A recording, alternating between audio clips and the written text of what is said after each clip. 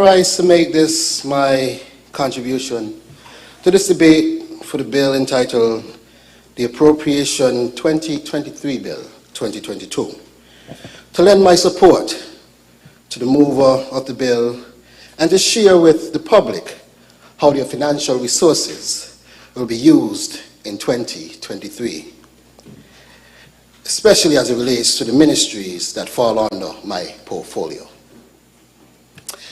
As I consider my ministries, Madam Speaker, I must admit that I find myself at times jokingly when asked, what am I the minister of? Poetically responding that I am the Minister of Health. And I say this because as the Minister of Agriculture, Fisheries, et al., I find myself responsible for the nutritional well-being of our nation. And as a minister responsible for sports, again, I find myself responsible for the physical well-being of our nation.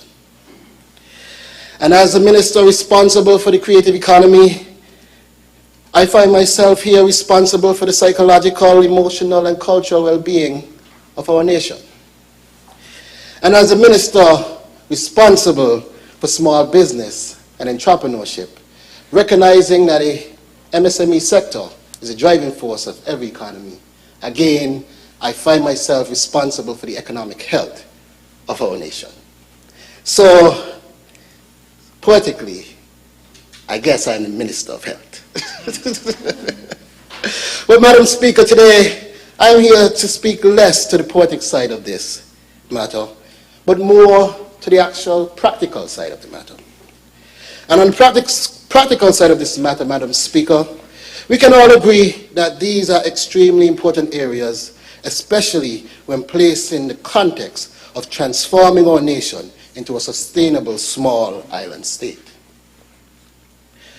Madam Speaker, when one considers the impact that these ministries have on our youth, our young people, who are the future of this nation, who, may I put on record here, represent the largest age demographic within our nation, then we realize that whatever is done within these ministries, Madam Speaker, will significantly impact our nation for years to come.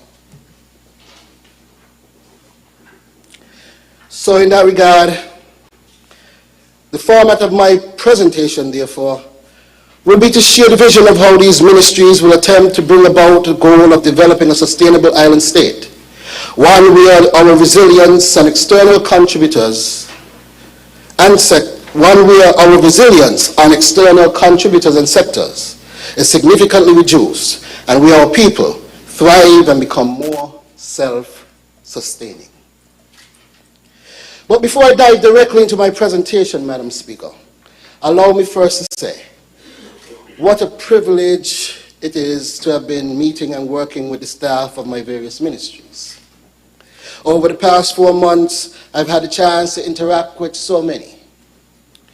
And there is incredible work being done that so much of our public is oblivious to. But I have made it clear to all their departments that they must integrate visibility plans. Integrate these into their work process with a view to making the information about the services and activities of the departments more available to the public. Allow me also to speak, Madam Speaker, to my observation of how much lack exists in our societies. A lack of awareness, a lack of life-changing opportunities, lack of exposure to improve and advanced methods, and Madam Speaker, how necessary it is for government to be more persistent and even aggressive about filling these gaps and addressing these problems. Madam Speaker, I now wish to turn our attention squarely to the Ministry of Agriculture, Fisheries, and Marine Resources. In this ministry, Madam Speaker, our goal is, of course, to ensure that we bring food and nutrition security to our nation. We want our people not only to have more locally produced food, Madam Speaker, but to ensure that this food is of the highest nutritional and quality standards. And in that regard, Madam Speaker, we have adopted a more measurable goal. A goal that we have not adopted alone. For as members of CARICOM, we have bought into the 25 by 25 agenda, where we have agreed across CARICOM to invest in our people that they may more adequately be able to participate in reducing our food import bill by 25% by the year 2025.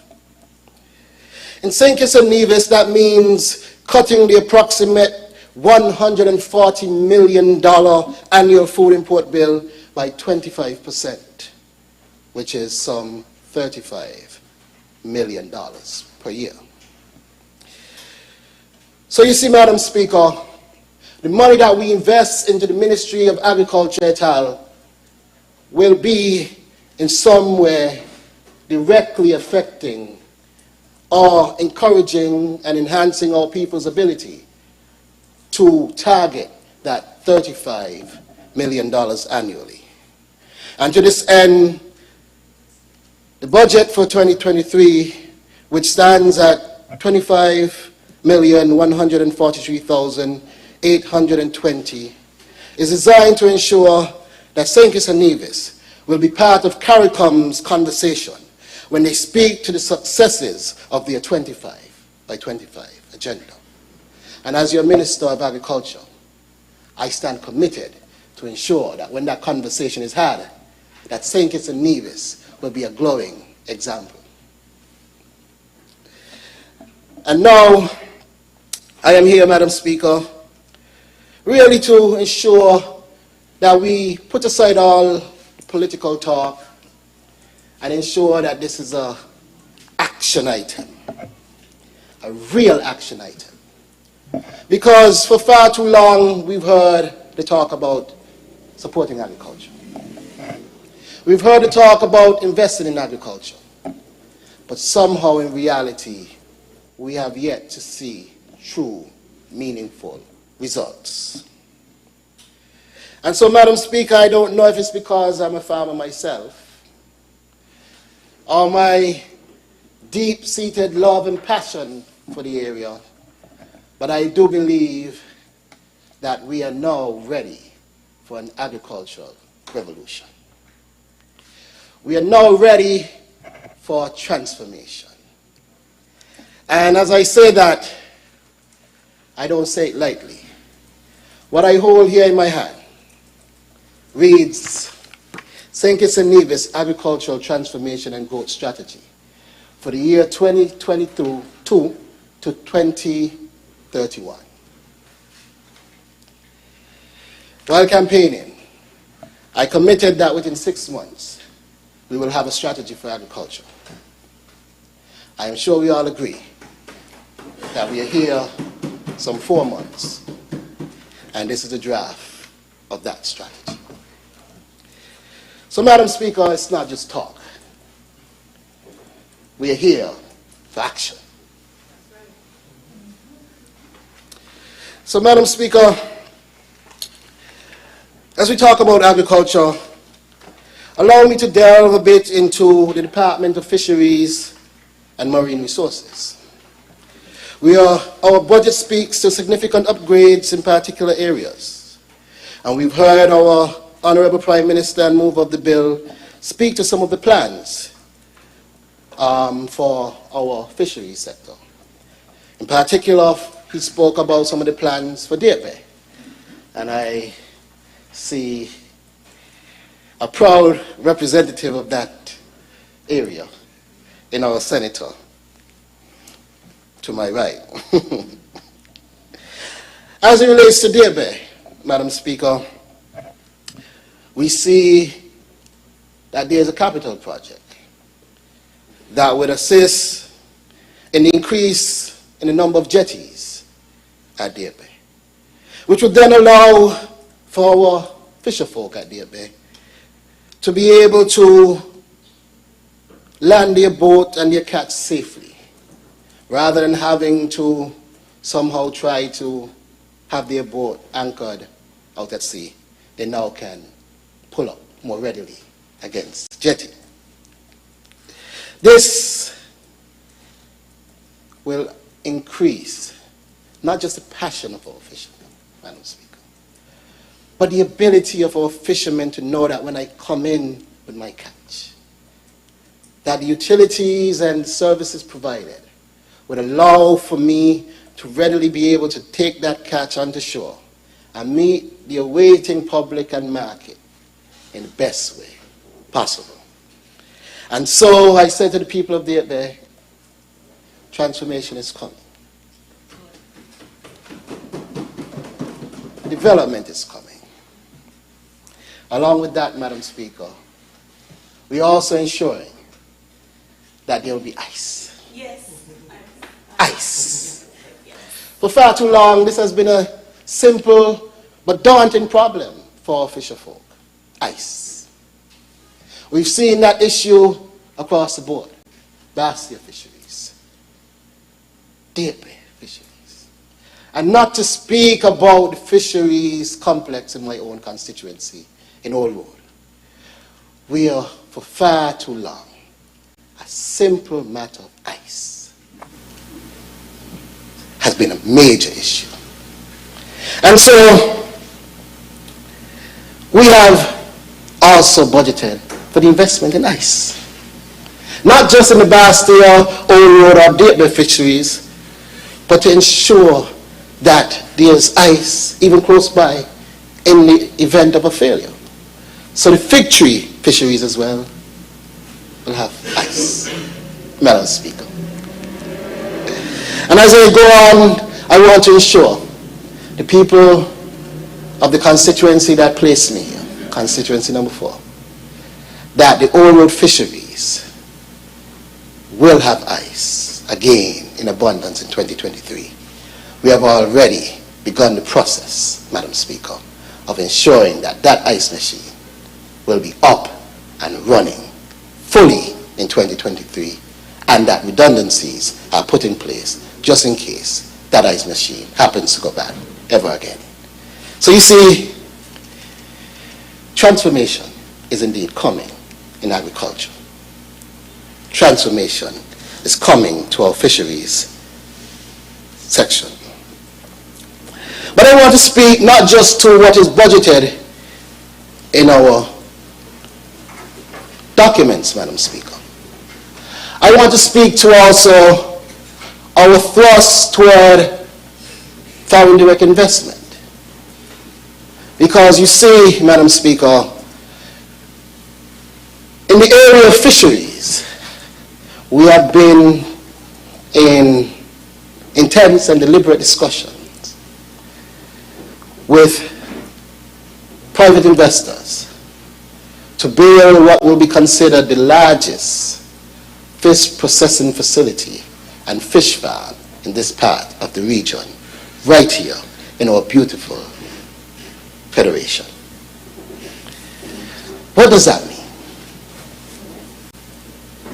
St. Kitts and Nevis will be able to boast about being an exporter of fish and fish products, with the largest facility the region has ever seen.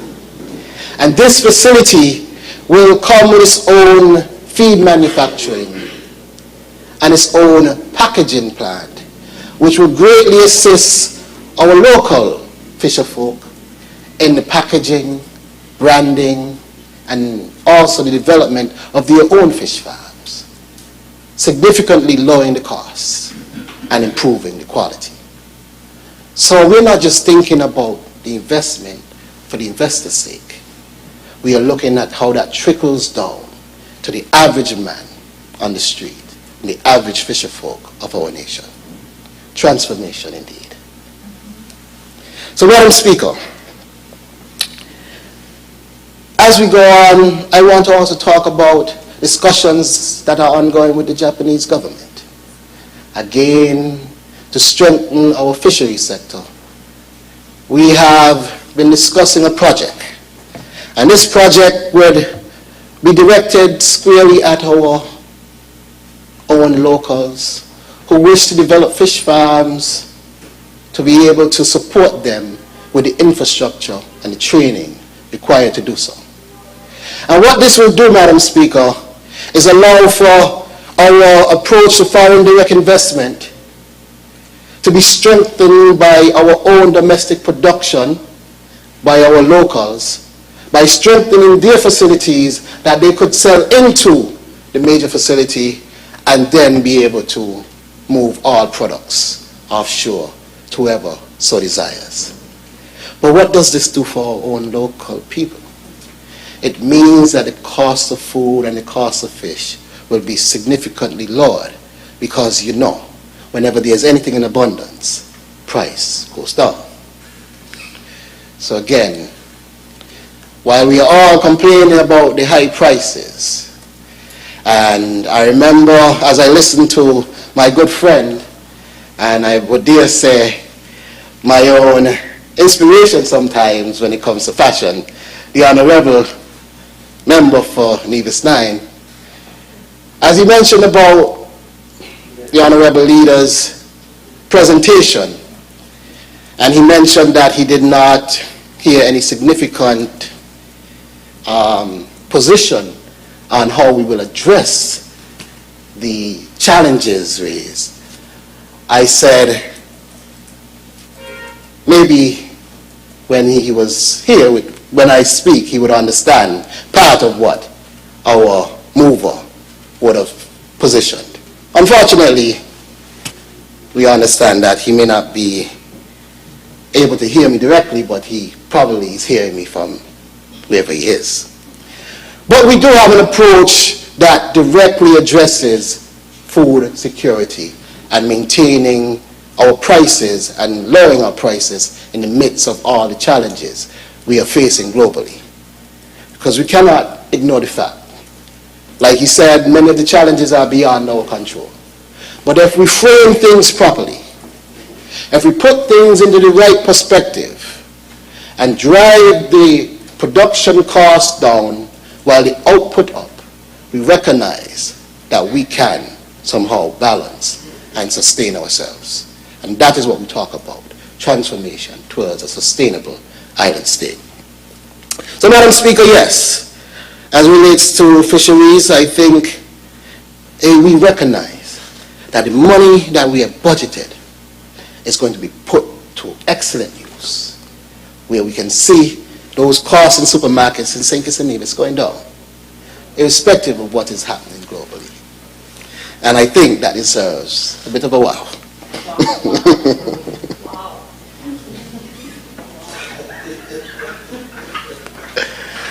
Madam Speaker, I want to also assure that our fisherfolk recognize that we have not neglected them in the area of training. And so these projects would also assist in constant and improved training of our fisherfolk, and also would allow us to increase the amount of fads that we place out in our waters to provide more grounds for our fisherfolk to fish. Because you see, Madam Speaker, with the fads placed in our waters, our people have become accustomed to the mai-mais and the tunas and the wahoos and the likes. And we have fallen in love with them. But to catch more of those, we need to go further out and we need these fads. And that is why, Madam Speaker, we are making this investment in more fads for our fisherfolk so they have more grounds to fish, so that they can have bigger hauls and, of course, more money in their pockets.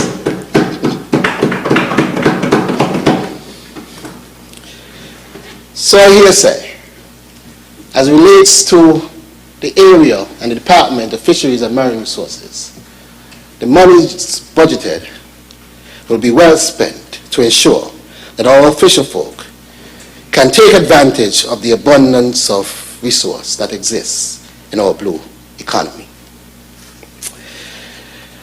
Now I'd like to take some time, Madam Speaker, to turn my attention to the Department of Agriculture specifically. Now, in the Department of Agriculture, there is so much hope, so much prospect for the future. And that hope, Madam Speaker, is largely hinged to our effort toward climate smart agriculture. And I don't want this to rest as just a fancy term, Madam Speaker.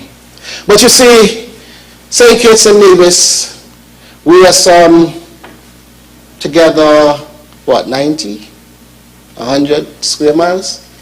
Near about? 104 square miles. Not enough land space to really project significant developments in our people, agriculture, industry, all at once. So we have to use that land smartly. And unlike trees, we can't grow more significantly. So we have to make sure that we assess the land well, construct proper usage of the land, and then attack that with diligence. So you see, climate smart agriculture affords us this opportunity. And so our thrust to getting deeper into climate smart agriculture, I believe, will be a significant highlight of our 2023 budget. And I will get to more in depth about some of our approaches. But I also want to highlight our thrust towards one of our major challenges that we've had. Because, Madam Speaker, you see, I have, in some point in my life, ventured and dabbled in a few other things, and one of which is audio engineering. And in my limited capacity there, I remember one session where the tutor mentioned sometimes to improve the quality of what you have to look at reducing the problems before you think about adding anything else. So with that approach, I've considered that in our approach to dealing with our friend and pests all at the same time, our monkeys. For you see, while our monkeys are indeed part of our own product, tourism, our heritage, we have visitors that come to our shores and are happy to be part of the experience of petting and holding. Even BBC had done a documentary on our monkeys and their taste for alcohol. But to our farmers, our monkeys represent a significant challenge. And that challenge, Madam Speaker, along with a few others, significantly hinders our ability to produce the type of food that our country requires to be self-sufficient. And so we are actively investing in a feral animal control program. And that program will not only see efforts to trap and bring some measure of control to our monkeys, but also our wild pigs and other feral animals. How do we plan to execute? Madam Speaker, trapping is one part of it. But in the meantime, there's also the protection of our farms. And during my time campaigning, one of my commitments was to have all farms properly fenced. And so, Madam Speaker, we see our budget being able to give us the ability to not only fence farms with the wire fencing, but we are also investing in the solar capacity to create electrical fencing. And what does this do? For our ingenious monkeys, when they try to climb these fences. A little bit of a deterrent will be there waiting, powered by our green energy. And so no matter where your farm is, be it at the top of Mount Lyamiga or somewhere down in the valley, somewhere in a gut, that farm could be protected by solar-powered electrical fencing. And so we see here again, Madam Speaker, monies budgeted will be well spent.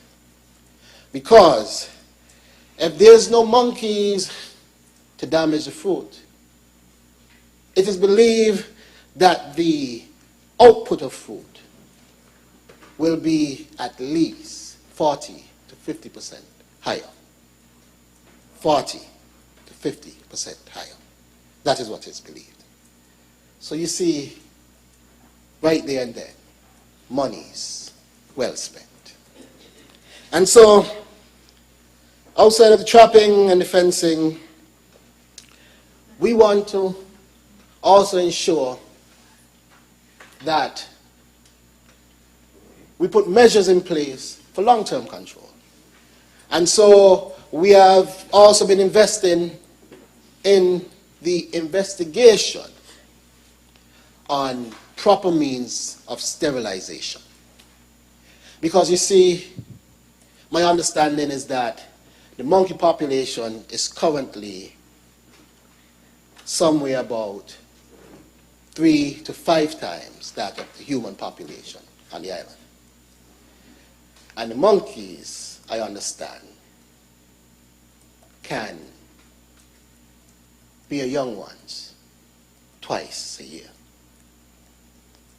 So you see, without proper sterilization efforts, we can find ourselves quickly in a serious Planet of the Apes issue. So, Madam Speaker, I believe our efforts towards controlling feral animals will be money well spent. I also want to speak to another area in our budget that I believe has been challenging our agriculture sector for far too long, which is marketing. What I've recognized, Madam Speaker, is that our efforts towards marketing the produce of our local farmers have been a bit lacking, Madam Speaker. And again, as a trained marketer myself, I am happy to have presented a plan to improve that capacity within the department and to have that plan supported by finance and this 2023 budget, Madam Speaker. So our plan will not only see improved access to the market, but also the development and construction of storage houses, because that is another issue. When our farmers produce, what do we do with that produce in the meantime in getting it to market? How do we store that at the right temperatures to ensure that it is sustained for the longest shelf life that it has? And so storage will be something that we will invest heavily in this 2023 budget. We also want to invest, Madam Speaker, in training. Because I was on the radio and I shared a simple bit of advice to our farmers. And I recognize, again, how much is lacking. Because a simple bit of advice in consistency was something that our farmers found illuminating. And I thought that would be something that would be common knowledge. That if you are consistent, it is easier to get a direct in the market. And in that advice, I said to them, if you study the supermarket trend, supermarkets pack their shelves generally every Tuesday. And so if you have that produce every Tuesday, it's easy for a supermarket to say, hey, I need that produce to put on my shelf. The challenge has been that our farmers would have produce every 3 months, which does not work into the cycle of supermarkets or any cycle for that matter. Because I'm quite sure when you go, Madam Speaker, if you do, to your favorite restaurant and you ask for your favorite meal, you would hate for that attendant to tell you, we won't have it until 3 months from now. And so our farmers should learn from that and recognize that they too cannot be producing every 3 months. And so training is indeed important, with a drive towards consistency and a drive towards, of course, improved quality, which I must say our farmers have been doing quite a good job at the quality of produce. The consistency is where I think some lacking would be. And so, Madam Speaker, I want to take some time here to get back into climate smart agriculture. And in light of that, we have designed a wonderful project. And I must say, you know, I give some credit to my good friend and member opposite, who would have started in his own way to install some greenhouses. And we would have seen some improvement subtly in that approach. I also must give credit to the former Labour administration, who would have designed and built out a project of some, I understand, almost 30 plus greenhouses. But in studying all of these projects, Madam Speaker, I recognize a significant flaw. And that flaw is that our country now has some near 40 structures, but only 4 to 7 actively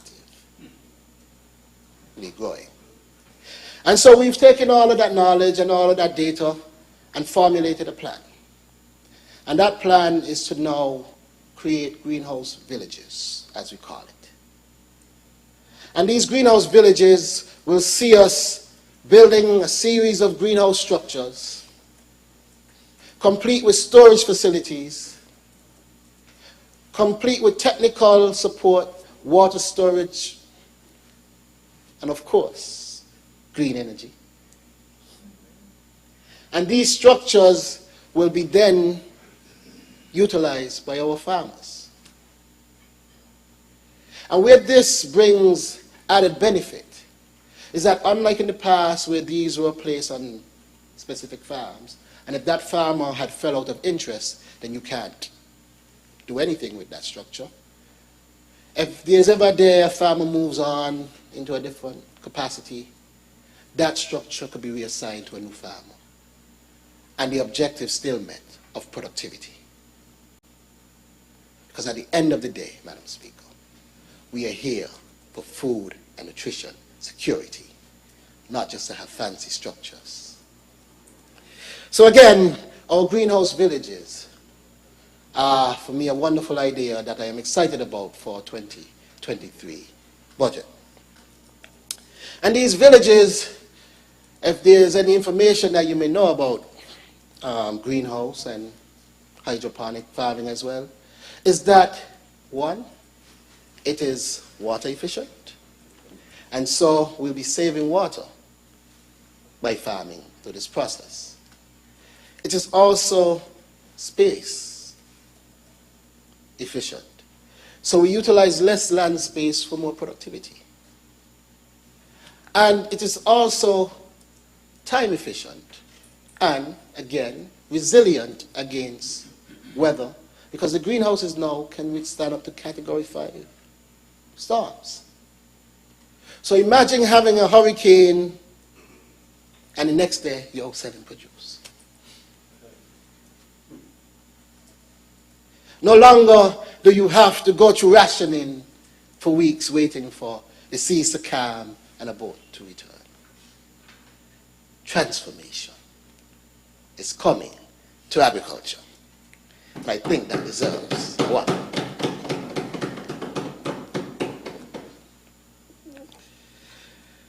So, Madam Speaker, you see, there's a lot envisioned for our agriculture sector. And I've spoken on the production side of it from the raw material. But with all that new raw material, we have to then look into value added, our value added capacity. And so, Madam Speaker, we are also investing in the improvement of our agro-processing unit. If we're talking about nutrition security, Madam Speaker, I've spent some time considering what were to happen in a worst case scenario. And for me, I believe we should not go backward, ever. Because as an advanced society, we should always be thinking forward. And so I've considered a number of crops, along with the department, that we think will work very well for agro-processing. And I'll share one such idea here. We considered breadfruit. And breadfruit is, in my opinion, a unique crop because in its ripe state, it is a fruit. And it can do wonderful ice creams and desserts as a fruit. In its semi-ripe state, it is both a wonderful vegetable, but also a wonderful starch. And so, like potatoes, breadfruit can give you French fries, or some version thereof. Breadfruit can also be ground into flour. And while the world is projecting a shortage in wheat, corn, and some of the staple starches, we see we have a wonderful alternative in breadfruit. And so we don't have to go without pasta, Madam Speaker, because the world is out of wheat. We can grind our breadfruit into flour and turn that flour into pasta and eat a more nutritious pasta dinner than we would have gotten buying it in the stores from overseas. So you see, all it takes is vision. All it takes is a new direction. A little bit of vigor. But with this new direction, transformation is coming to agriculture. And so, Madam Speaker, without belaboring the point, I think we can all agree that under this administration, we could rest assured that if it's one thing we'll be able to do, is eat in this country, because agriculture is in good hands. I also want to speak briefly to the Department of Cooperatives, Madam Speaker. For too long, the department has struggled a bit in a number of areas. You see, Madam Speaker, our cooperatives have not really had a space to operate or places to operate effectively. And as a country trying to develop this area, I think it is time that we invest more in assisting our cooperatives. And that is why we have allocated portions of our budget to upgrading some of our buildings that are under the control of agriculture, to where our cooperatives can now have spaces to be able to operate. Again, money is well spent. When we understand the concept that cooperatives can really drive an economy towards success. We must strengthen that.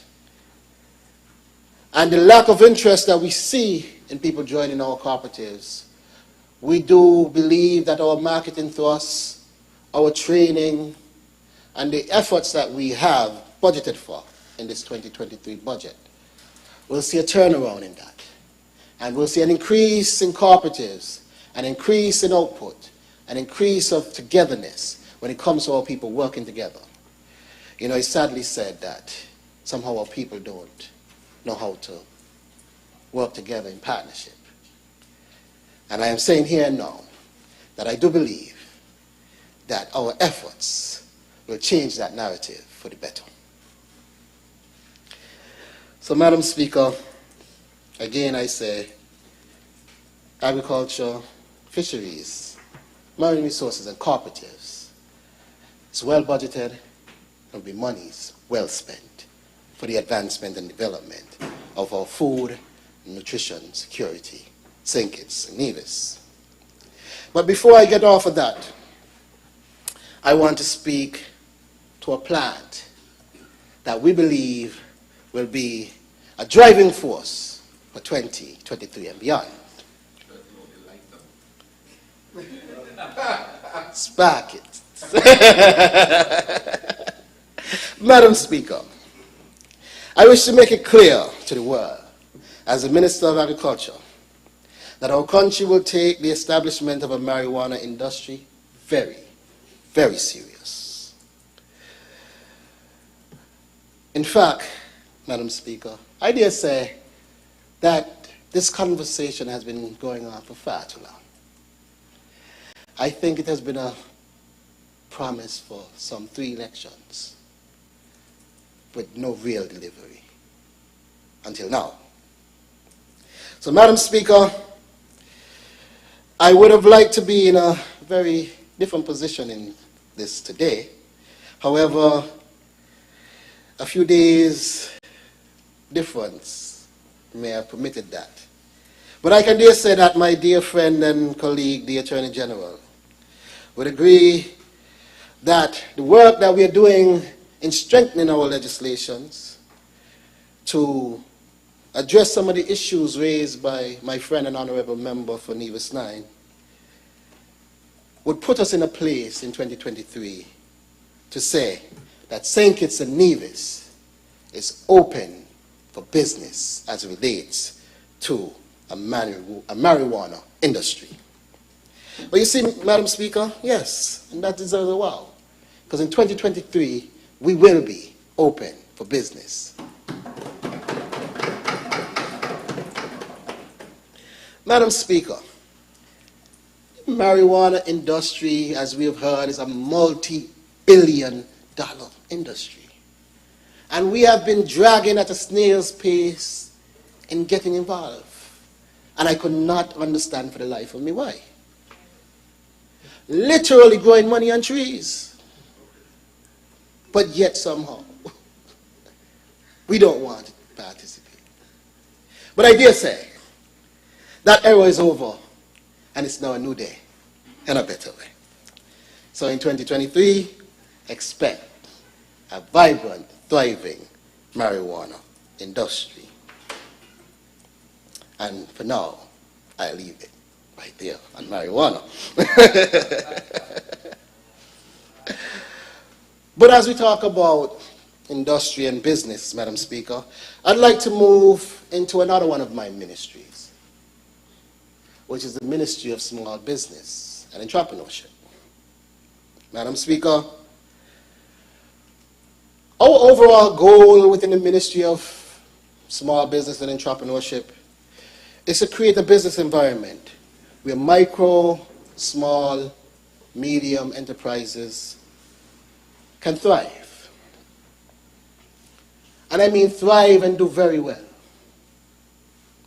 And so, Madam Speaker, the money is budgeted in our 2023 budget, some $1,298,413, is designed to create and strengthen initiatives post-COVID-19 pandemic to deepen our recovery efforts, to stimulate economic growth, to aid development and increase employment among our people. Long and short, Madam Speaker, our aim here is to put money in people's pockets. At the end of the day, that is our aim. This is further strengthened by the $15 million that was placed into Development Bank for small business support.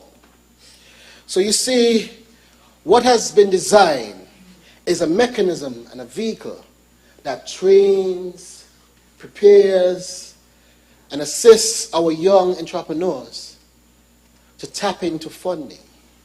And then we are now directing them to all the available sources of funding.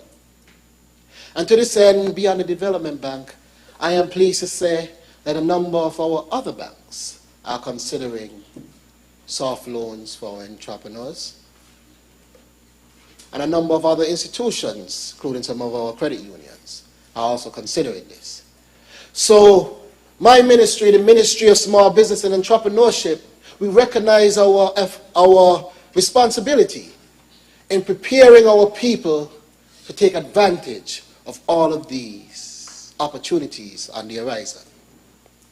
And I dare say that this ministry recognizes that it has a serious role to play amongst that group considered under the Alternative Lifestyle Program, or as it's popularly called, Peace Program. Because many of them, Madam Speaker, would have natural business acumen. We may not have agreed with how they would have utilized that acumen, but it's business acumen nonetheless. Imagine what happens when that natural instinct is harnessed and trained into legitimate business. What you can get is a nation of very qualified and successful businessmen and women. And that is our goal as the Ministry of Entrepreneurship, Small Business Development. And so, to assist us along that goal, we recognize that we had to build a staff capacity to be able to offer significant training. And so our budget representation here is to assist in that regard. Our staff will now be ready and prepared to train our young entrepreneurs. But not just that, Madam Speaker. What you see in line in our budget here is that we had to bring that ministry closer to its market. Because to have a ministry tucked away in some corner of some building does not work. If you're trying to attract the attention of the youth, the attention of entrepreneurs, you have to be right in their face. And so we have sought a wonderful space for this ministry, Madam Speaker. A space that is easily accessible by all. And we have been looking to develop that space, Madam Speaker, into a one-stop shop for our business people. Where you can walk in, Madam Speaker, with just an idea and be guided all the way through to success. And at the end of it all, with monitoring and evaluation, have an excellent and successful business. I think that will do well for our nation.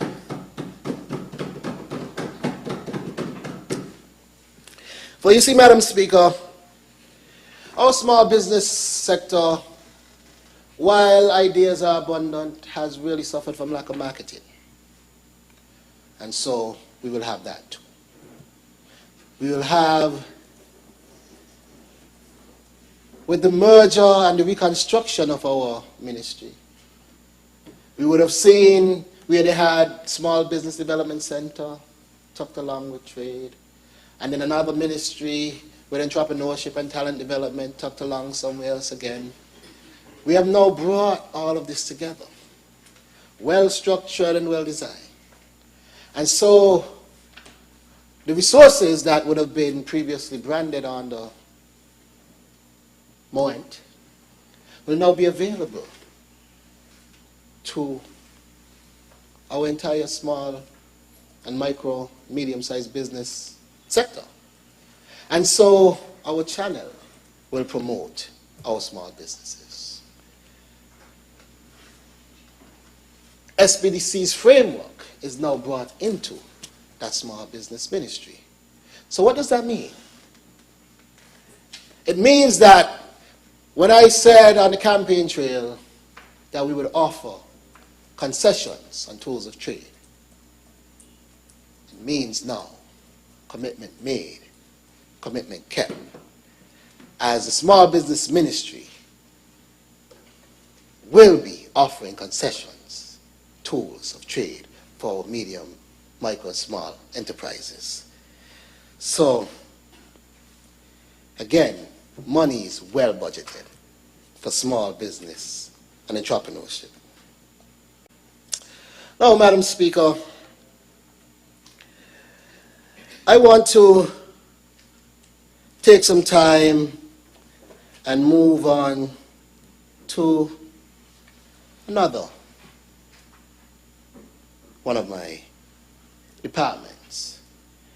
This department rests within the Ministry of Sports and the Creative Economy, and that is the Department of Sports. Now, Madam Speaker,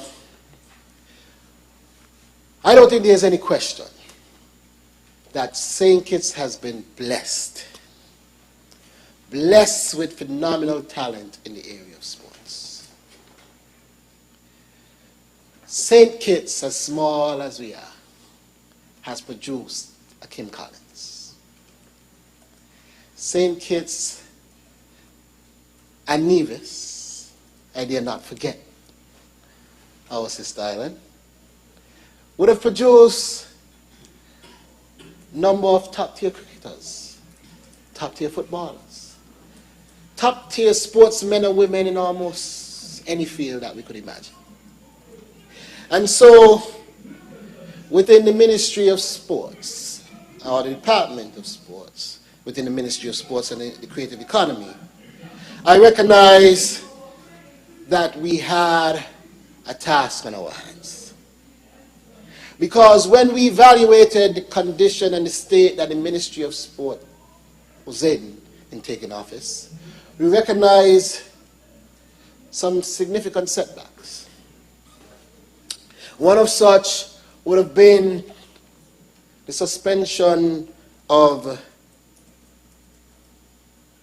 having our sports properly integrated into school curriculum. And I say that, while there is some, I say that reflecting on my years in school, where you know that come the first term, it's football season. And you're going to be playing football for months in the school's tournament. And then come early the second term, it is athletic season. And you're going to be preparing yourself for your school athletic meet, on to inter-school and on to further field, if you have the standard to meet. And then, somewhere in between, you have basketball season and all the other sports will come in. And for somehow, some of that has been lacking. And so, we have engaged in conversations with my good friend and colleague, member for number 1, and the Minister of Education, as to how we could properly reinstitute these activities back into our curriculum. Because you see, while we have set these lofty goals of having 20 and 24 CXC subjects, we cannot forget the importance of sport and an active lifestyle. And so we recognize that having been a challenge, that we had to address that challenge. And we have budgeted to address that challenge. And I'm happy to note that we have had the support of our Minister of Education.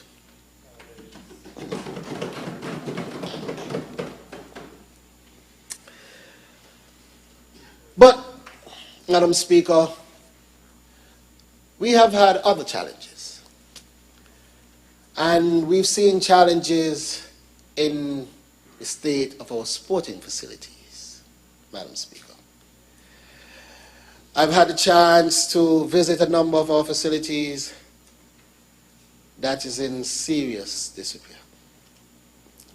Now, if one could venture to our world-renowned track and field stadium, our Kim Collins Stadium, we will see there's urgent need for upgrade. If we venture down to St. Paul's, where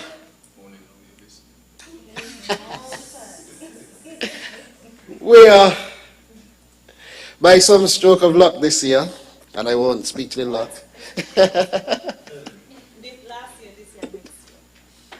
they managed to pull off another victory and earn the cup. But their stadium desperately needs some attention. And I can agree to that statement. Champions really need champion stadium. That's why sports don't give me money line. And so, to the request of my colleague and member for number 3, yes, there is room in this budget for the development. And I know you would like to refer to it as Champsville. So champions need champion facilities. What's this done, boy? 5 times. And to the 5-time champs in Newtown. And the only constituency 3 teams in the final 6.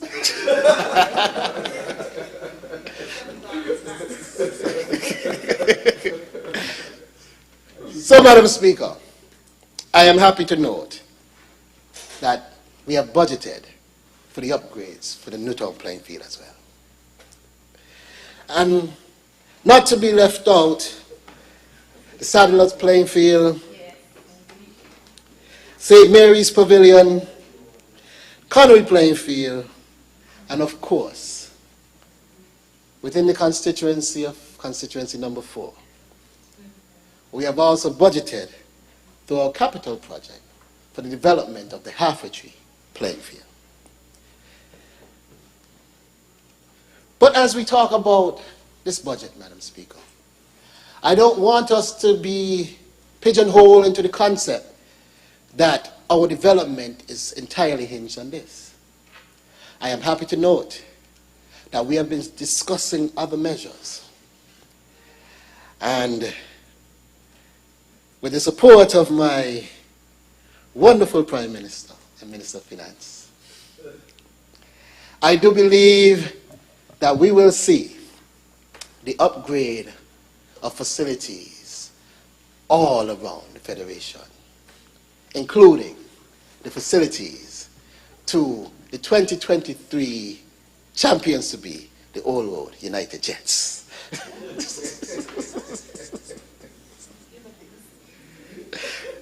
Madam Speaker, I have said what I have said. But this is what it is all about, Madam Speaker. When you consider your budgets, you must consider the government's ability to spend, but also consider the country's ability to attract foreign direct investment. And somehow you must find the right synergy between such, and then be able to apply that to the nation's development. And I can happily say, as it relates to the Department of Sports, we have considered that all throughout. Of course, Madam Speaker, with wonderful facilities and an active youth program, we still need training. And so the gaps that we have in training, we have budgeted to facilitate that. Where we can train our coaches, we can train our physiotherapists, we can train our nutritionists to be able to actively provide the right advice and technical support to our athletes. Because you see, it's not just about talent. We've been blessed with talent. But we must ensure that they're in proper physical strength, proper mental strength. And part of that has to do with their nutritional well-being. And so we must have training.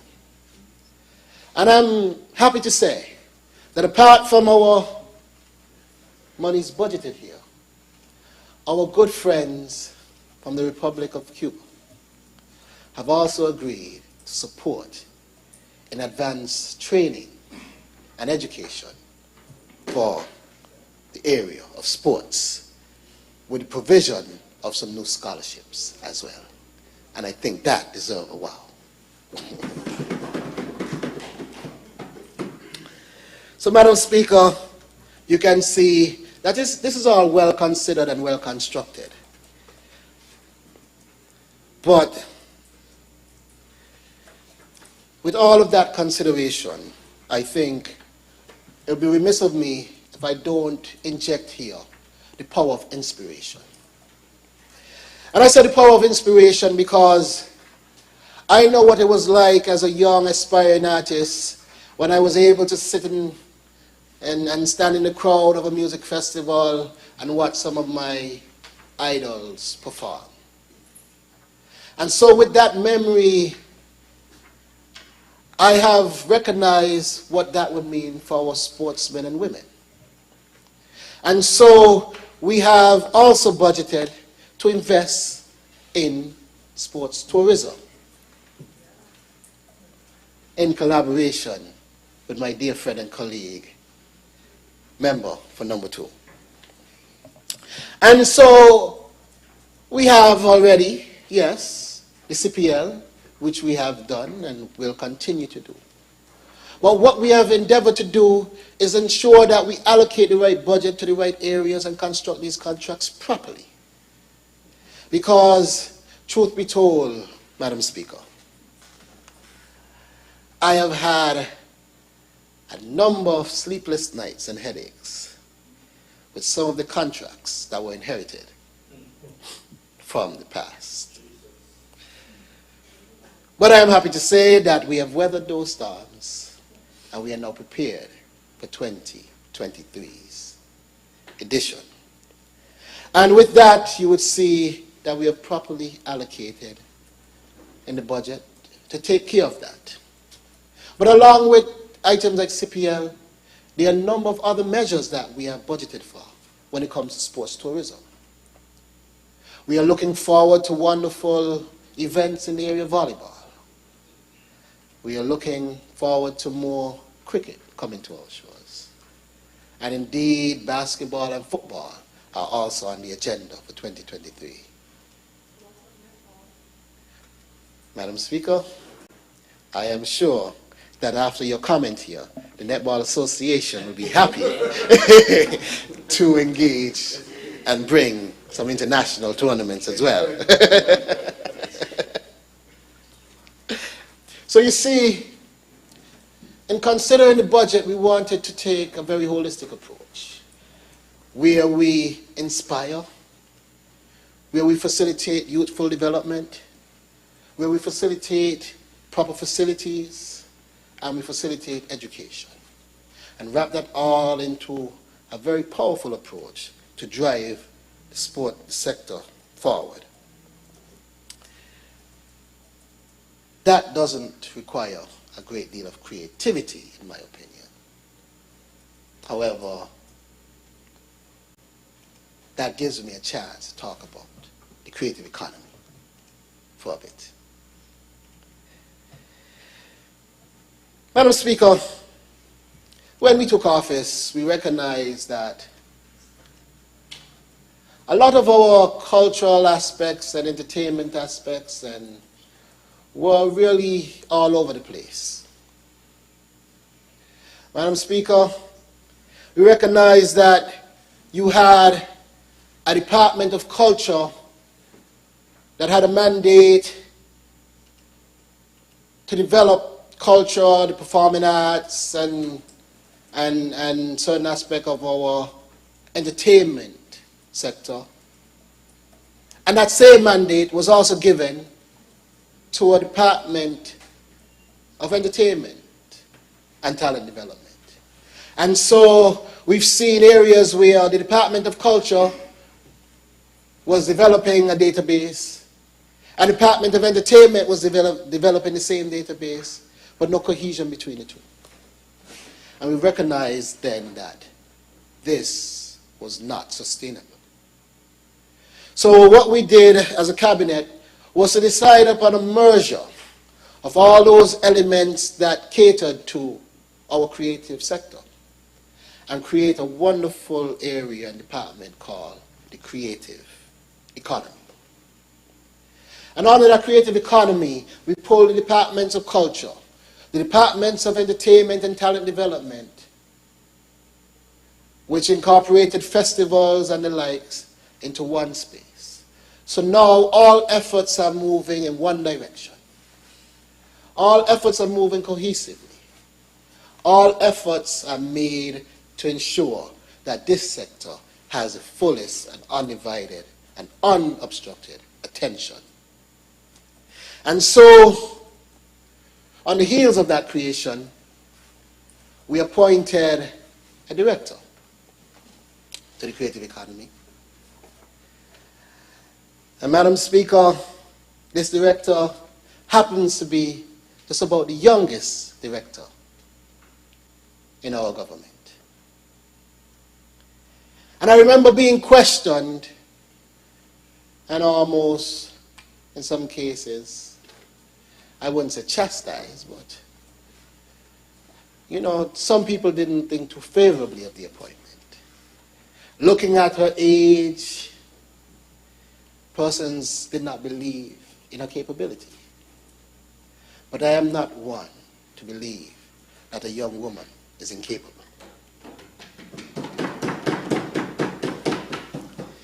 And so I followed through with that appointment. And I sat happily at the opening of Carnival, when everyone who had questions and doubts was able to say, this was the best we have ever seen. And that was, to a large measure, the master plan of this director. And she deserves a wow. So, Madam Speaker, under the directorship and the care of the Ministry of Sports and the Creative Economy, we have sought to address some of the needs and bring some of the challenges that our creative sector face to a minimum. And this budget is designed to help us do just that. For you see, we recognize, Madam Speaker, that training and education has been for too long part of what that sector has lacked. We recognize that what we have developed over the years here is what I term an inverted pyramid, where a pyramid should be pointed at the top with a wide base. And that brings, of course, stability, Madam Speaker. But what we have seen in this creative sector locally over the years is an inverted pyramid where you have a wide pool of talent at the top and supporting infrastructure at a narrow point at the bottom. So we have a great deal of artists and entertainers and talent, but very few people who understand how to manage. Very few people who understand intellectual property. Very few people who understand how to push that talent further afield. And so it has really held our creative sector in a position where it's almost toppling. It is unstable. And so we've seen for too many years artists rise, spend a few years in local acclaim, and then after some time they are almost wither away. And I am saying here, Madam Speaker, that our construct of this budget will assist, Madam Speaker, in being able to train our people in the area of entertainment business. It will be able to train our people about intellectual property, train our people about artistic management, train our people about all the areas behind the scenes in artistic development, so that our front runners, our artists and our performers will have the proper supporting mechanisms that will bring them to a point that they could not only have that great deal of local acclaim, but also that international acclaim that is so well deserved. Because a de jour, Byron Messiah, Infamous, Highlight, is just as good as any artist you've seen worldwide. What they lack, Madam Speaker, is that support. And so we are here preparing to train that support so that it doesn't have to be imported, Madam Speaker. But when that support comes forward, it comes forward with a tag saying produced in St. Kitts. And that is important. And this budget, Madam Speaker, helps us to address that effectively. But Madam Speaker, beyond just that support, we also recognize that we have to have consistent outlets for our creatives. Our creatives need spaces where they could be themselves. Because we recognize and we know that the mind of a creative person operates very differently to the mind of a corporate person. And they don't always feel as welcome and comfortable in our corporate spaces. And we need to provide spaces for our creatives. You know, I always think about history. And when I think about the past, and you go venturing in history, one of the things that I often find amusing, I hear less about who was a politician of the time. When I talk about a Michelangelo, they talk about the poets and the painters and the artisans of the time. So is the importance of our creative sector. What will people talk about our country 100 years from now? Will it not be what we have been able to create? Will it not be what we have been able to do and etch into the minds? Will it not be our music? Will it not be our art? Like one song. And that is finished? That one is finished. And so many other pieces. You know, I had the opportunity to unveil a painting in the honor of the great Kenrick Georges, the person who composed our national anthem. And if nothing else, we remember Kenrick Georges for is the creation of that wonderful art piece that we stand proudly at all events in honor of our country. So art is indeed important, Madam Speaker, and we stand ready to support that with this budget. Madam Speaker,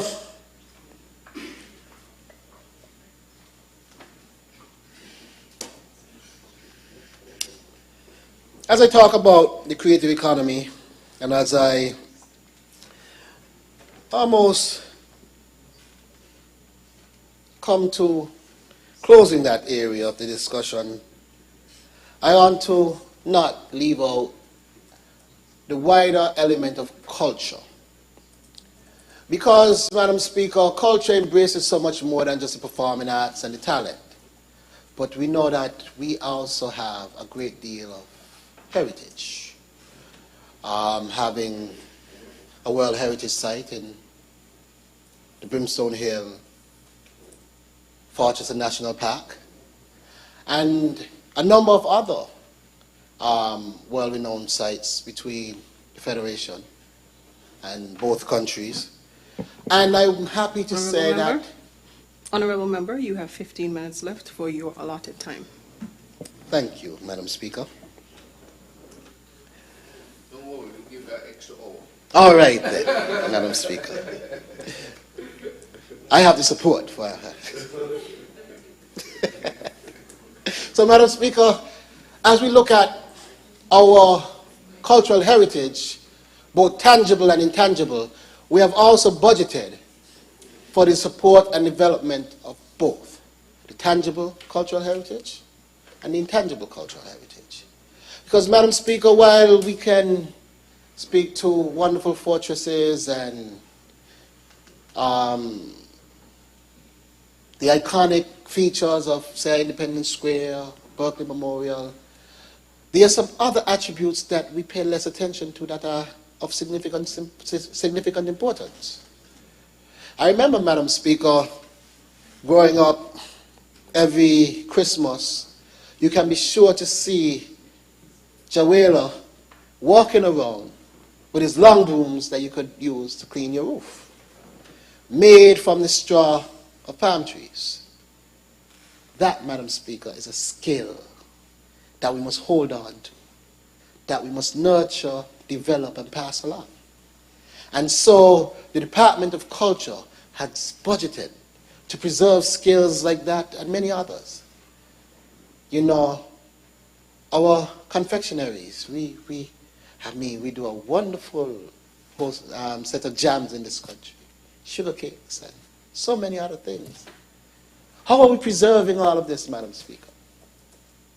And the Department of Culture is set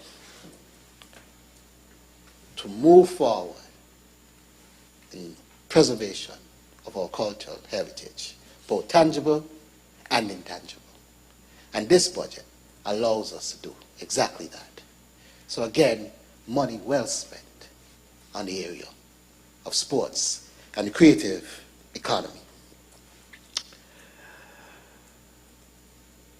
But let me wrap that section up, Madam Speaker, because as you indicated, I am winding down on my time, which I will. But I want to end that conversation on sports and the creative economy speaking to our national carnival. Sugar Mass 51 has, Madam Speaker, by all accounts, been quite a success. We have had a successful opening ceremony, Madam Speaker. We have had a successful series of events within the spirit of Christmas, Madam Speaker. We have had a successful Junior Calypso Monarch event, Madam Speaker, where we saw the crown going to Princess Nevis, who coincidentally, Madam Speaker, was from Nevis. From my constituency. And I now understand from the constituency.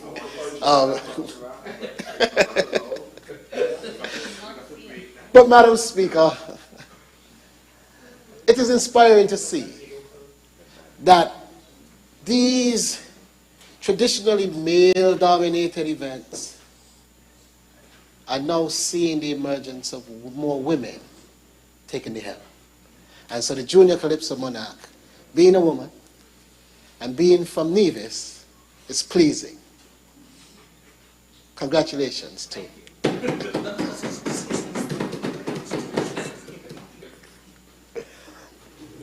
Another area of success which I wish to highlight here, now that I have this platform, Madam Speaker, is the support that our National Carnival has received from corporate St. Kitts, Nevis.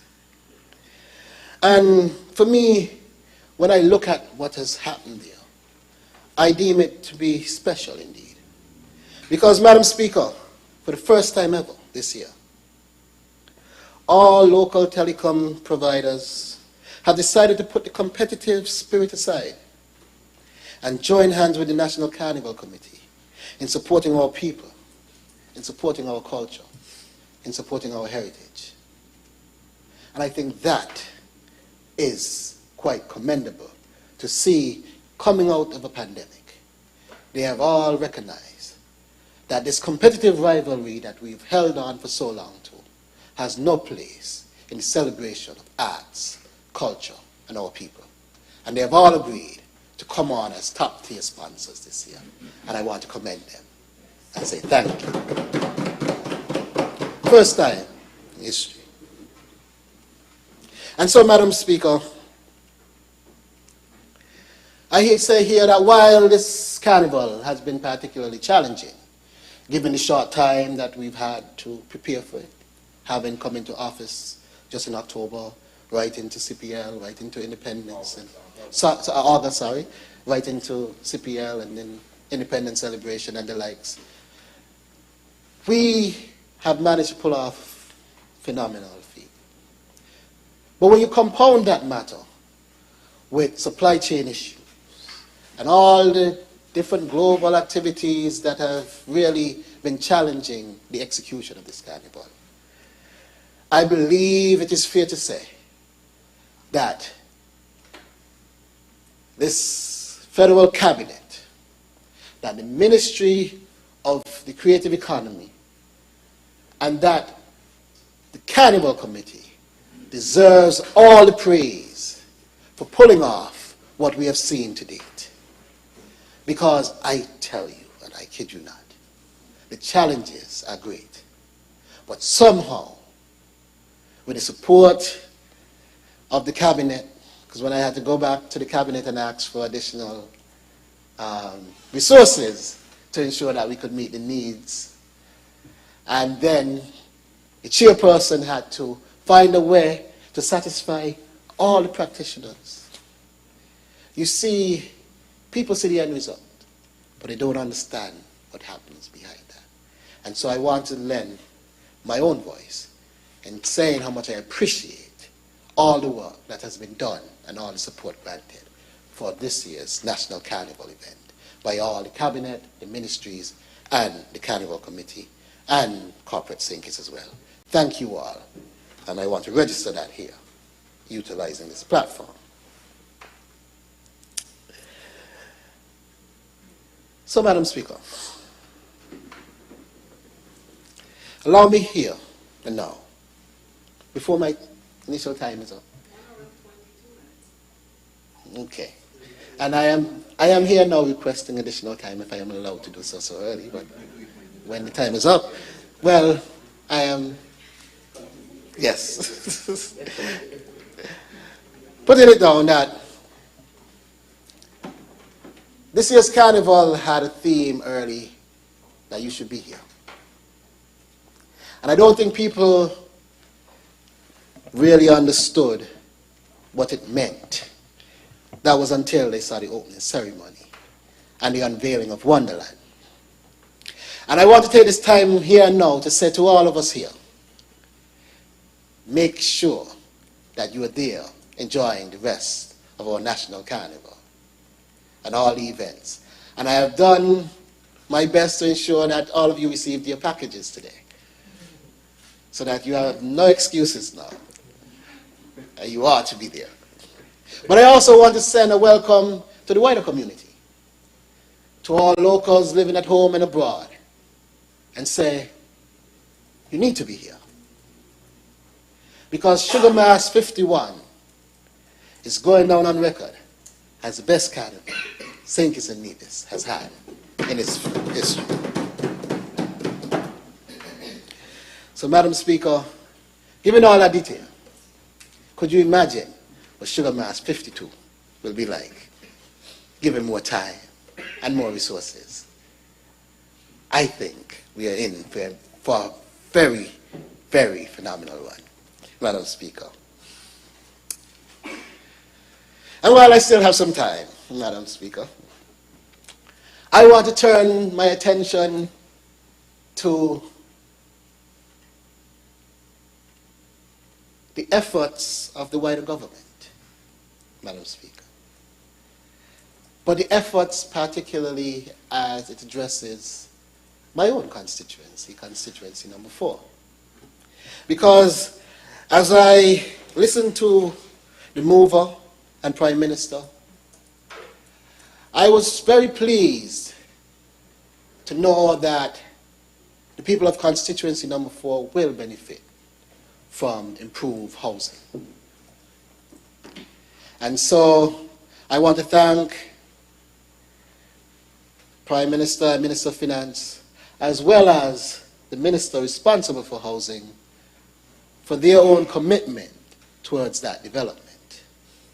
And I want to say here now to constituency number 4, look forward to Quality Homes 2023. This budget is indeed transformational. Madam Speaker, I also was delighted to hear the conversation about roads, which is a very pressing matter within the constituency.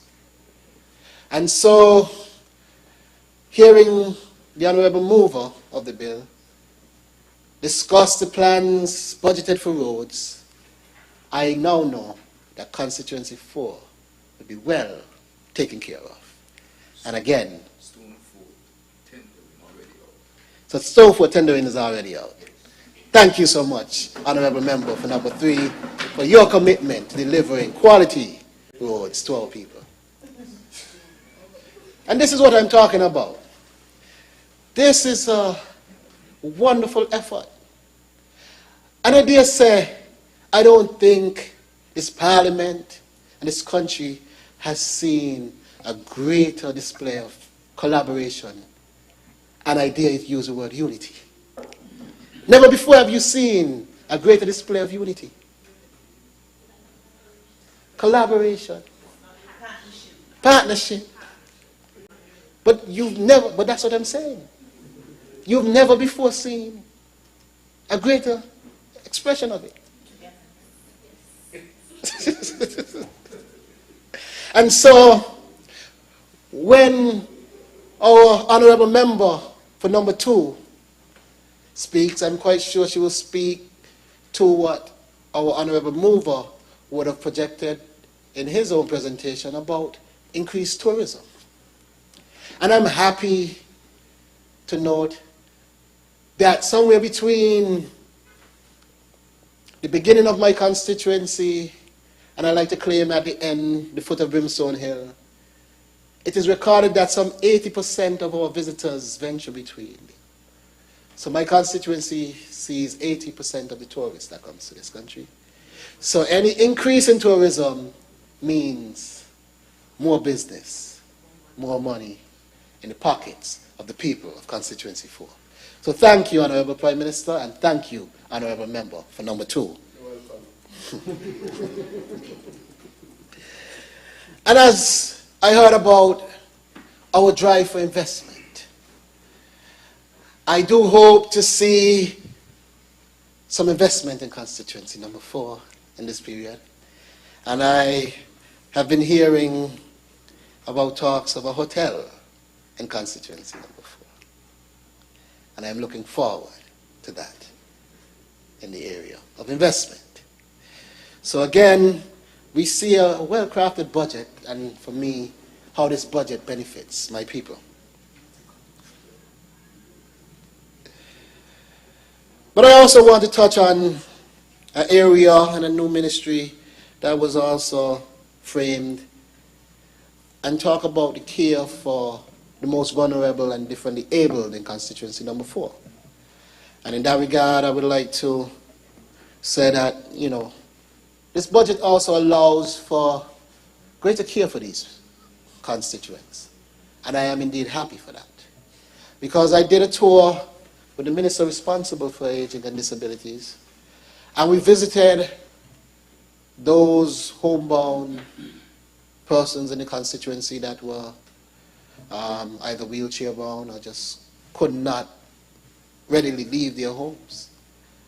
And I am happy to know that in 2023, more help, more assistance, more support will be given to these constituents, because I hold them at a very dear place in my heart, Madam Speaker. So thank you, Minister Responsible.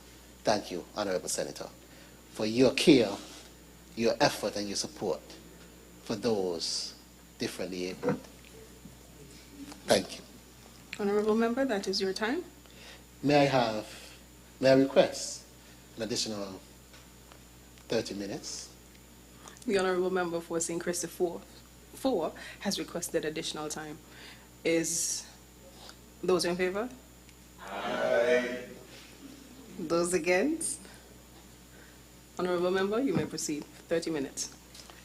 Thank you, Madam Speaker.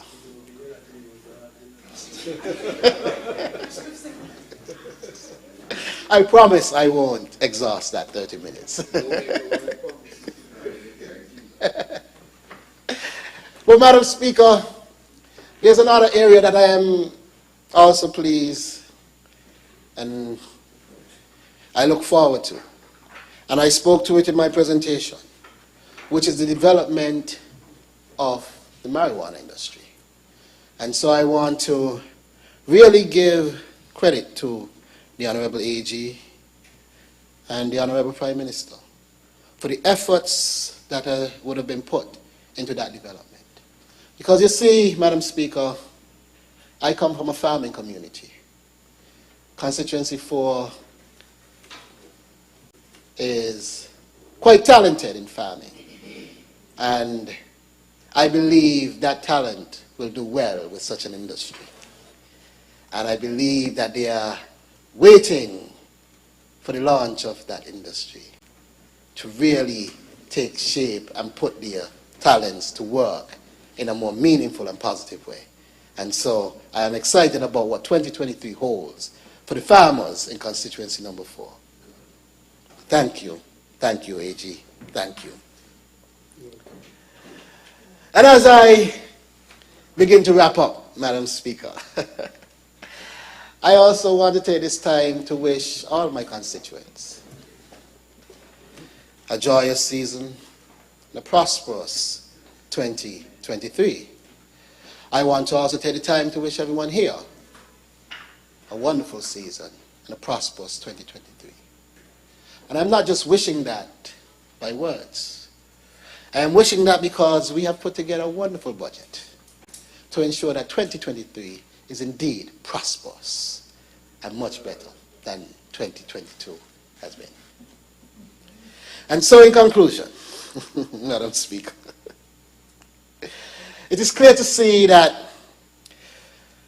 the work under the Ministries of Agriculture, Fisheries, Marine Resources and Cooperatives, Sports and the Creative Economy, and Small Business and Entrepreneurship will be accomplished on the principles of public and private partnership and collaboration, innovation, capacity building, people empowerment, accountability, transparency, and inclusion. And these will be our guiding lights to ensure that our fiscal and strategic plans are executed well with the widest reach and most responsible management and use of our state resources. Simply put, we will ensure that the public's money is well spent by our actions. May it please you, Madam Speaker.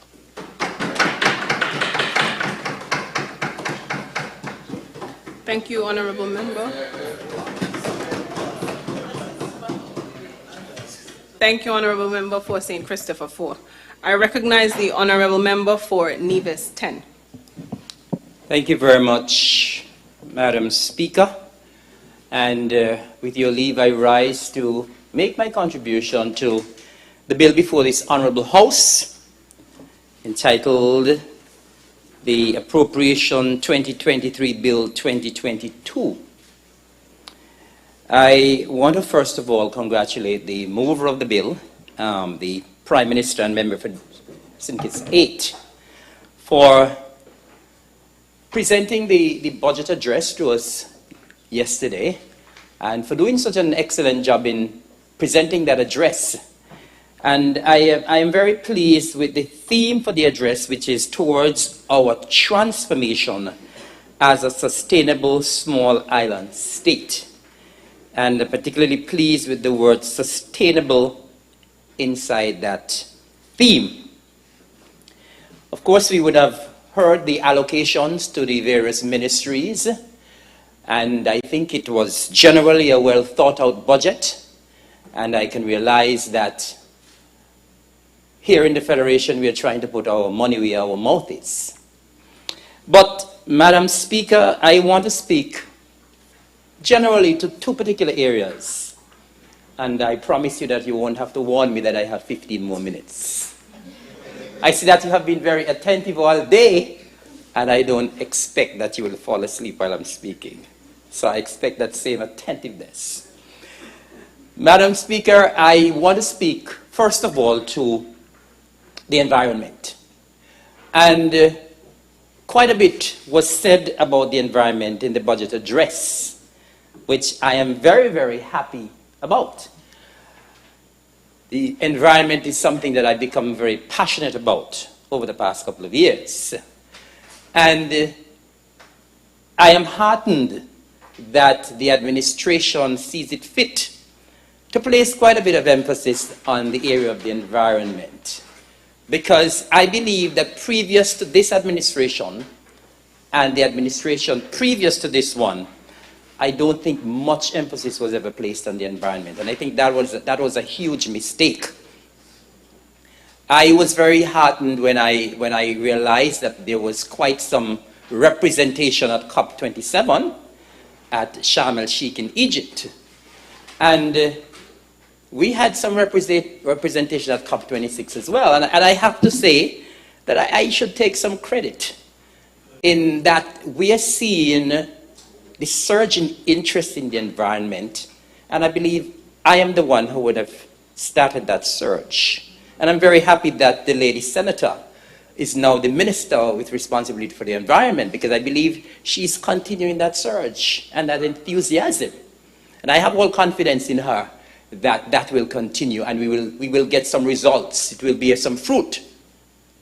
Because prior to my being at COP26, I was reliably informed by the good folks at the Department of Environment that prior to me as a Minister of Environment attending COP26, I don't think there was ever a Minister of Environment who attended that very important conference of the parties.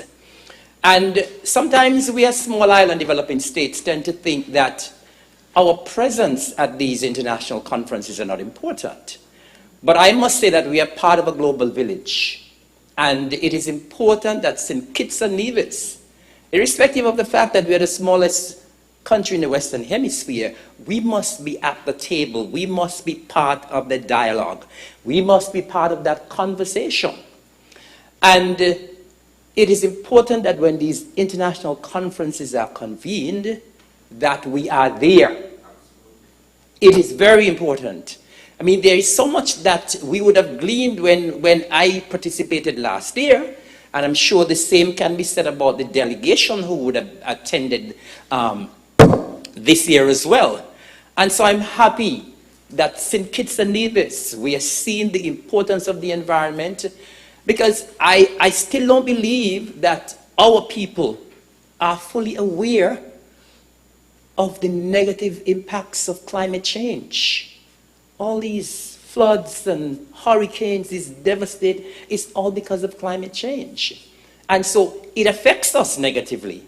And because it affects us negatively, it is important that we are there when discussions are being held, when decisions are being made, that we are a part of that discourse. And so, as I said, I'm very, very delighted that quite a bit has been said in the budget address with regards to the environment. And I'm hoping that that surge and that enthusiasm could continue. And so, huge commendation to the delegation that would have been a part of that conference, COP27, yes.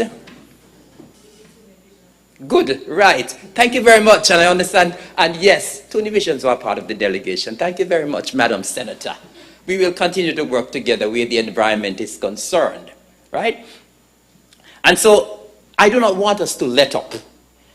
I hope that as you were part of the discussions there, that you would get even more aggressive where climate financing is concerned. We have to realize that we here in St. Kitts and Nevis and the rest of the region, we sometimes feel the most effects of climate change and the negative impacts of the environment more than the greater emitters of carbon, the huge countries out there. And a lot of the times we do not benefit enough from the climate financing that is available. The Green Climate Fund, there are so many other donor agencies that are out there that provide funding to mitigate against the effects of climate change. And so I want our administration and I want the Ministry of Environment to be very aggressive when it comes to accessing the climate financing. Because a lot of the times when you go to these conferences, a lot of pledges are made. But the bigger islands, they do not follow through on these pledges. We hear about the 100 billion US dollars. And up to now, we are not seeing the effects of that. And so I want us, as St. Kitts and Nevis and the rest of the region, to press and press hard where climate financing is concerned. There's a term that we always hear, climate justice. And we want climate justice in St. Kitts and Nevis and the rest of the region. And so we must press the larger islands, those that are emitting so much, those that are really causing the effects of climate change. And we are the ones who are suffering the most. And so we must get very aggressive where that is concerned. As I said, I have all confidence in our Lady Minister of the Environment. Now, of course, we know that there's so much more can be done with regards to getting greener. And I'm hoping that they can come when St. Kitts and Nevis could be considered as the greenest island in the hemisphere, in the world. I was very happy as well when the Prime Minister spoke quite a bit about renewable energy. And I want to echo the words of the member for Nevis 9 in thanking the good Prime Minister and our good lady Senator as well with regards to the strides we are about to embark on with regards to geothermal. Because geothermal is something that we have spoken about on the island of Nevis for so long. But thank God it is coming now. We see it on the horizon, and I think it's within our grasp. And that would have been made possible because of the signature of the Prime Minister, that letter that would have been sent to the CDB. And thankfully, on the 9th of December, we got some excellent news from CDB where geothermal is concerned and the development of geothermal energy is concerned, right? And so I really want to thank the Prime Minister and the administration for seeing it fit to support us. And of course, the support is important because Nevis is a small island, 36 square miles, and we are very positive that with the resource that we have available, that we will be able to share it with the Federation. It's one Federation, and we have to share. I heard quite a bit as well in the address, the budget speech, with regards to not only geothermal, but regards to solar energy, with regards to wind energy, which we have freely here in the Federation of St. Kitts and Nevis.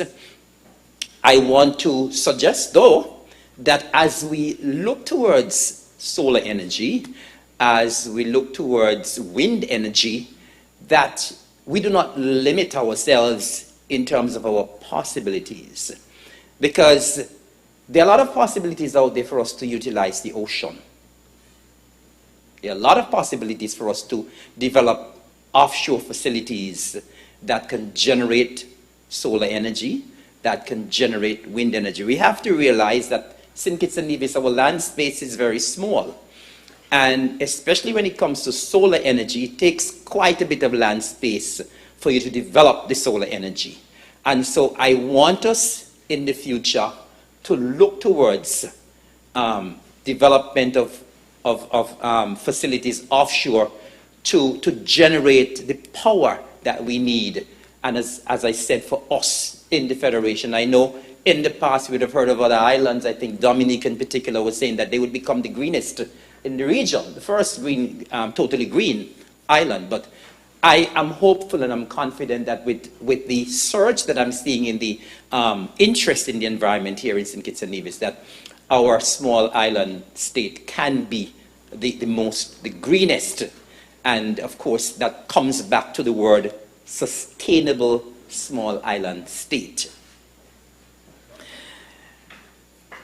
Madam Speaker, I want as well, as we speak about the environment, I want to touch briefly on the issue of single-use plastics. I don't know what the Madam Senator would have in her presentation, but I'm sure, I believe that most likely she'll be saying something about single-use plastics.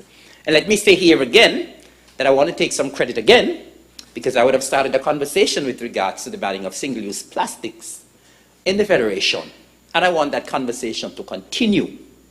Now, we are one Federation, and the appetite has been there on the island of Nevis to ban single-use plastics for some time.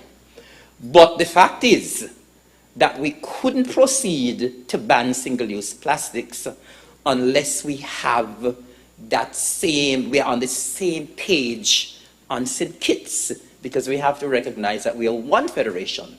And we cannot proceed to ban single-use plastics on Nevis when in truth and in fact companies in St. Kitts can bring single-use plastics in and they only need a boat ride over, right?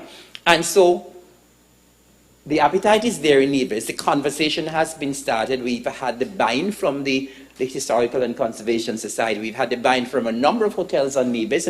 We've had the buy-in from a number of supermarkets on Nevis. But this has to be a partnership between the two islands. We're one Federation, but it has to be a partnership.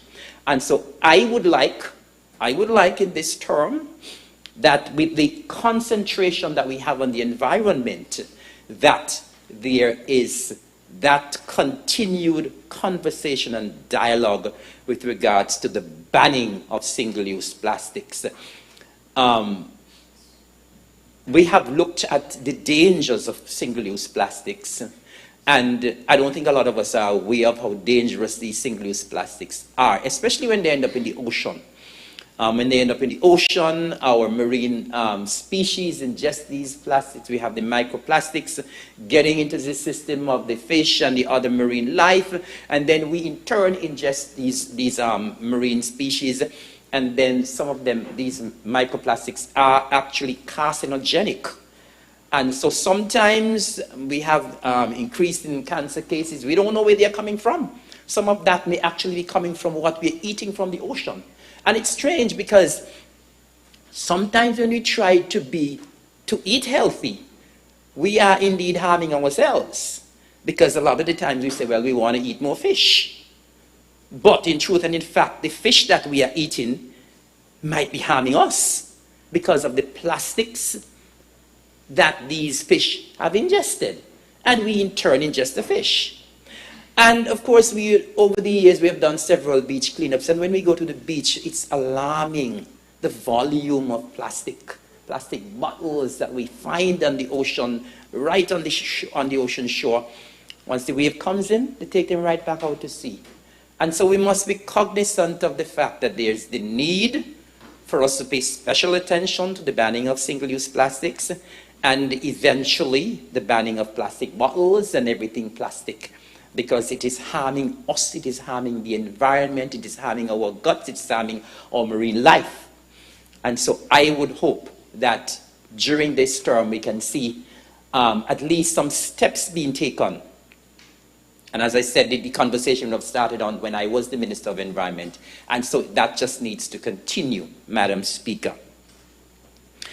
Of course, Madam Speaker, I would also hope that I know there was a project that was being done in collaboration with the Taiwanese government as well with regards to recycling.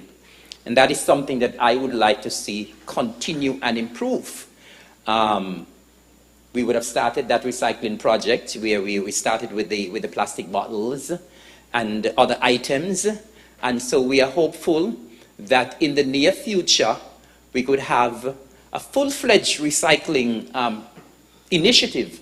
When we travel overseas, I'm sure when you all were at COP, you saw the recycling being done. You see a receptacle for plastic, a receptacle for paper, a receptacle for other things. And I am hopeful that we here in St. Kitts and Nevis could get to that stage where when you're putting things in the garbage, you're separating the stuff, and then you can have the recycling being done.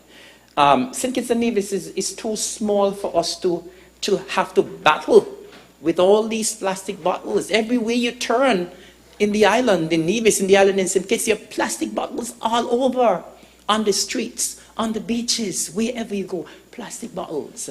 And so we must find a mechanism to recycle these plastic bottles. And as I said, I'm happy that a project was launched, and we want that project to grow even bigger, and we want people to buy into the project. We want people to see how important this recycling is, and eventually I'm hopeful that we could be rid of the problem that these plastic bottles are giving us here in the Federation of St. Kitts and Nevis. With regards to the environment as well, I'm hopeful. I know when I was the Minister of the Environment, we would have started a dialogue, a conversation with regards to a project at the Royal Bastia Valley. I know it is a huge project, a very ambitious one, but I don't think it is beyond the administration. And I think once the administration has the willpower, I know it is a project that would cost millions of dollars, but it was planned in such a way that it could be done in phases.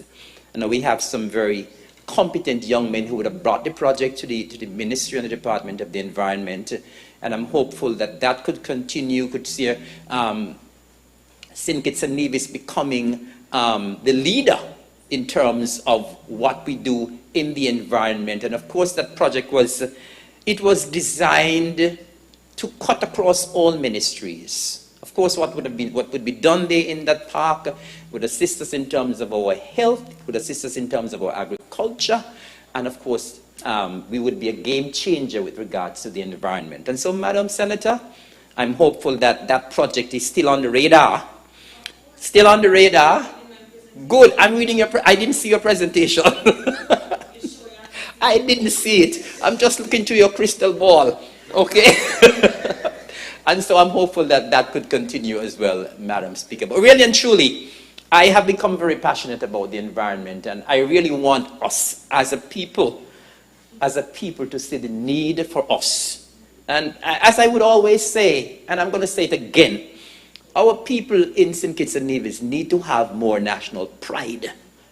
And we need to stop littering so much. When we litter, it ends up in the guts, it ends up in the sea, and it comes back to haunt us. I just spoke about the possibility of you getting cancer from eating the fish.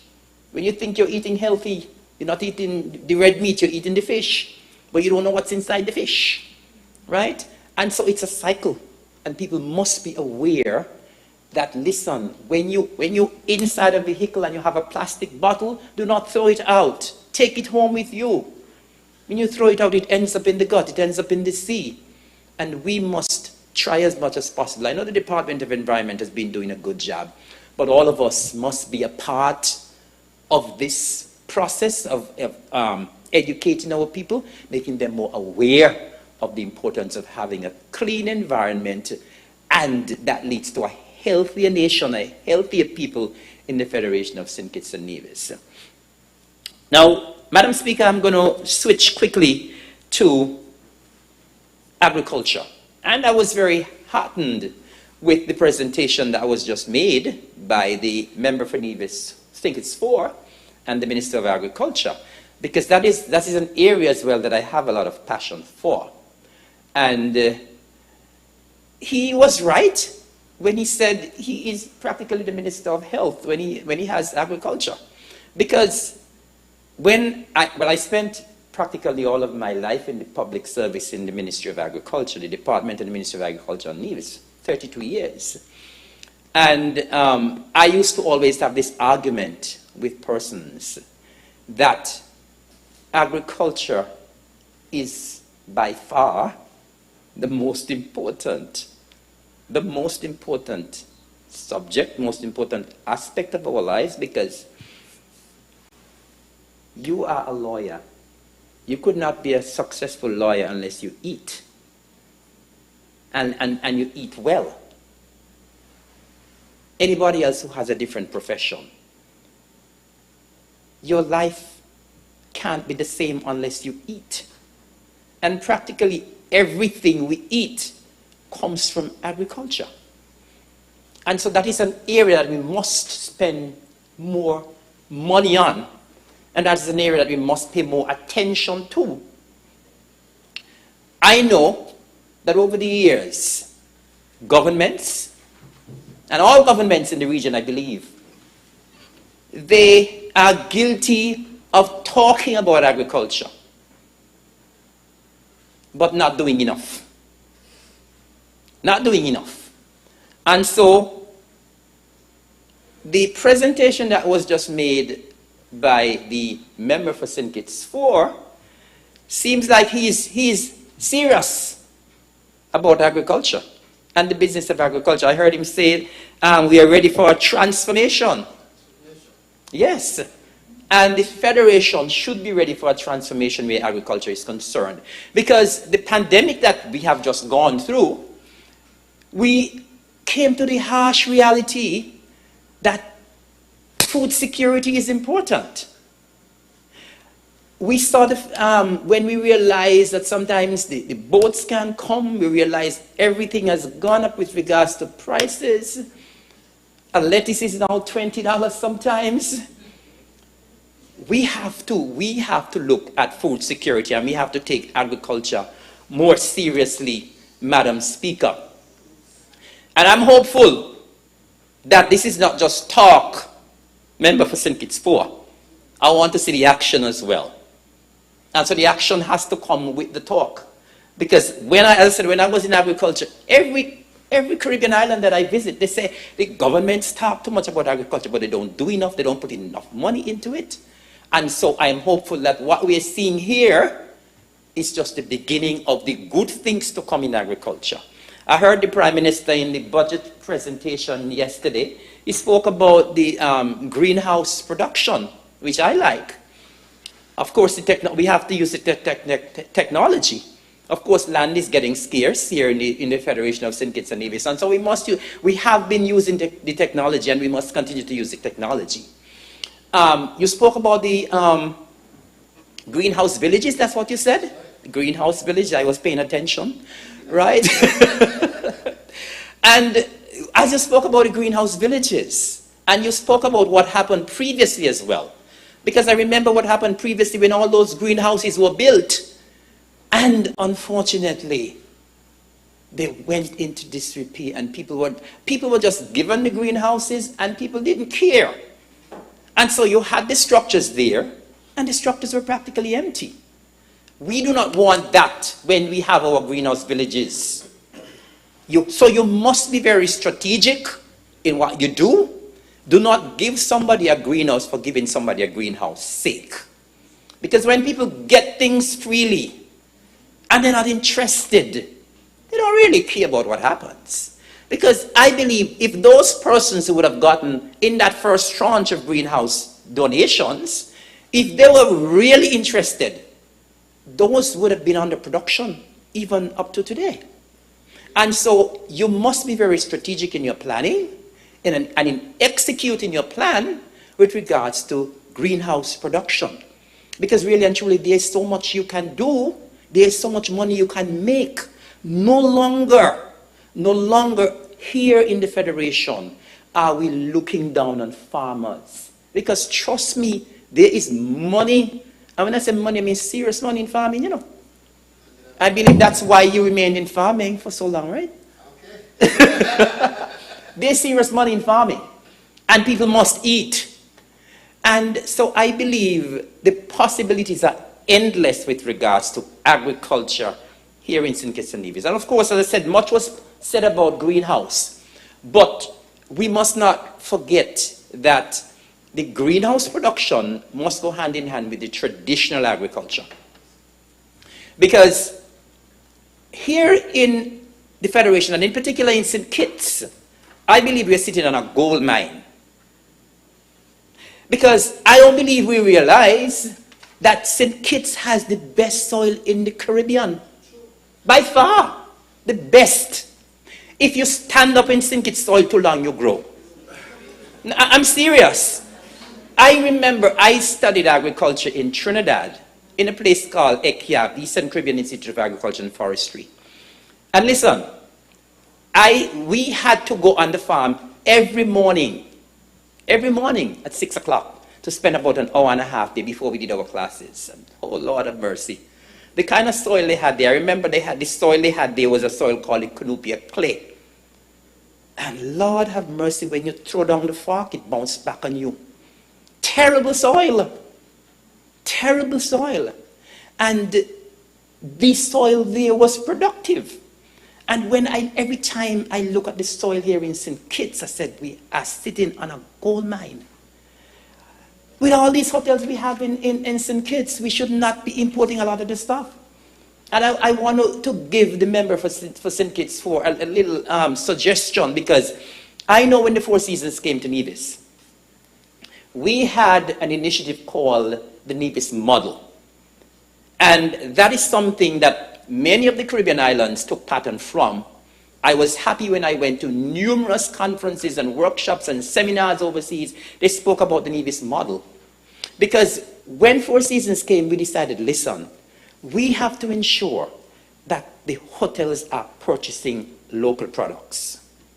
And so we had this Nevis Model, and we had something called crop scheduling, where we went to the Four Seasons and we asked them for what their demands are in terms of vegetables and so on.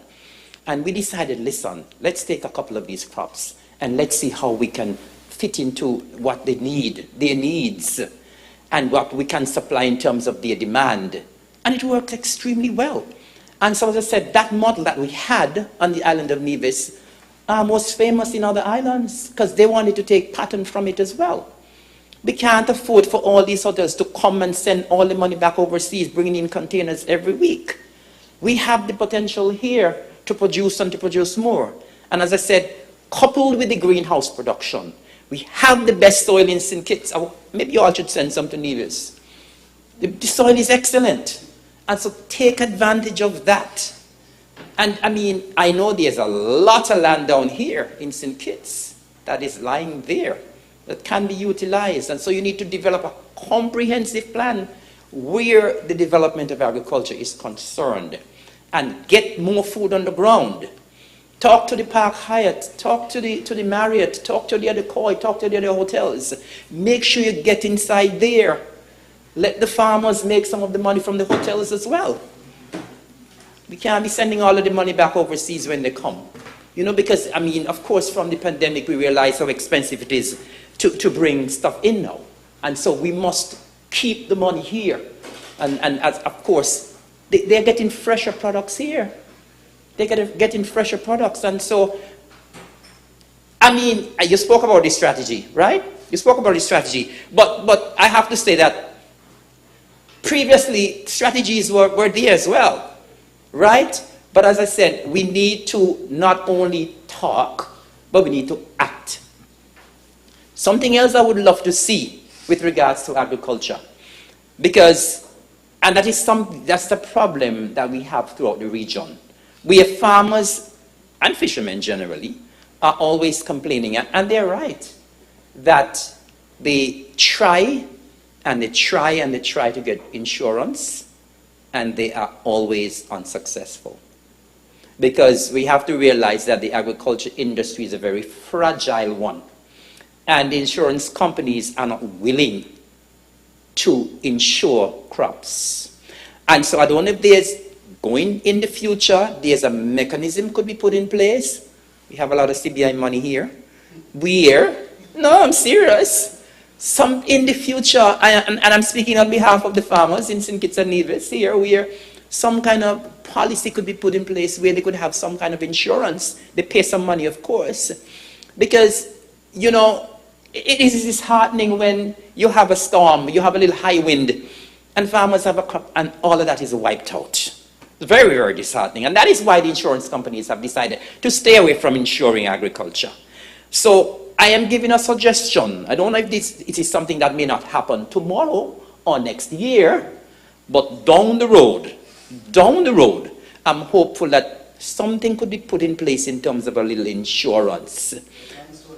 Good, a little insurance for the farmers. Because, you know, when we have natural disasters and crops are destroyed, and we have to put a list together, and we have to approach FAO, and we have to approach other international organizations, it takes about 2 years sometimes for you to get a little relief for the farmers. And then sometimes the administration here does not have the ready money to compensate the farmers. And so I am hopeful that that is something that we can look at in the future. Something that I would also love to see, we are trying as much as possible over on Nevis to invest in broiler production. And it is no secret that chicken is the most widely consumed meat in St. Kitts and Nevis. By far. By far.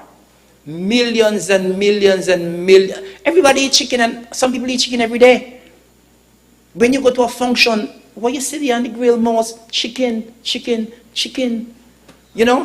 And so we have to find ways and means of keeping some of that foreign exchange here, and we must invest more in broiler production. As I said, there are plans afoot on the island of Nevis to do it, and so I'm hoping that could be replicated here in St. Kitts as well. That is something we can collaborate on as well.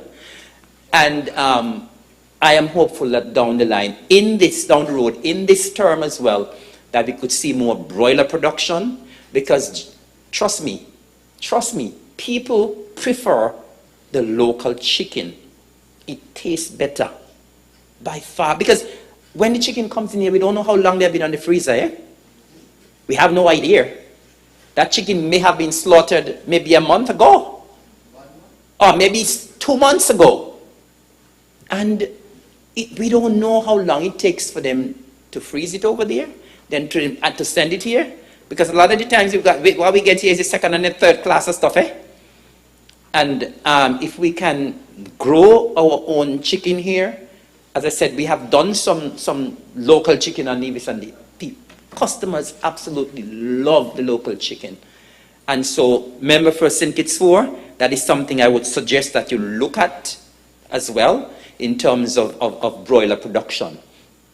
And that is something that that could become very successful. It could create some jobs. It could save some of our foreign exchange. And we are having healthier chicken for us to consume. Now, it is all well and good when we say that we want to increase production. But the agriculture minister also spoke about marketing. And that as well must be taken very seriously. Over the years, a lot of our farmers, they complain that we encourage them to produce, and when the time comes for them to sell, they don't have any place to sell. And it comes back to having a coordinated approach to marketing. Because if you produce, and you produce 100 or 1,000 pounds of tomatoes today, you may be able to get them marketed at the Marriott, you know, and then next week, you don't have any. The following week, you don't have any. And so it sends them back to import. And so they lose confidence in you. We want, when we approach these tourism stakeholders, that we can have a consistent supply of certain products, so at least when they are ready and when they call on you, you have the product available. And it comes back to what I spoke about in terms of this Nevis model and the crop scheduling. Because when you do that, you are guaranteed that you have a consistent supply.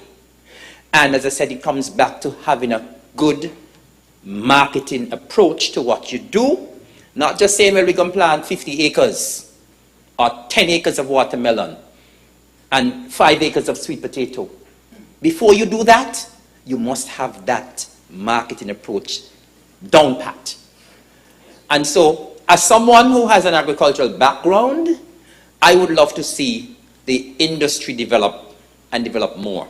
Because as I said, we have the potential and we need to be able to feed ourselves. We need to be able to feed the hotel, the tourists when they come. Because when the tourists come, they need to taste our local products too.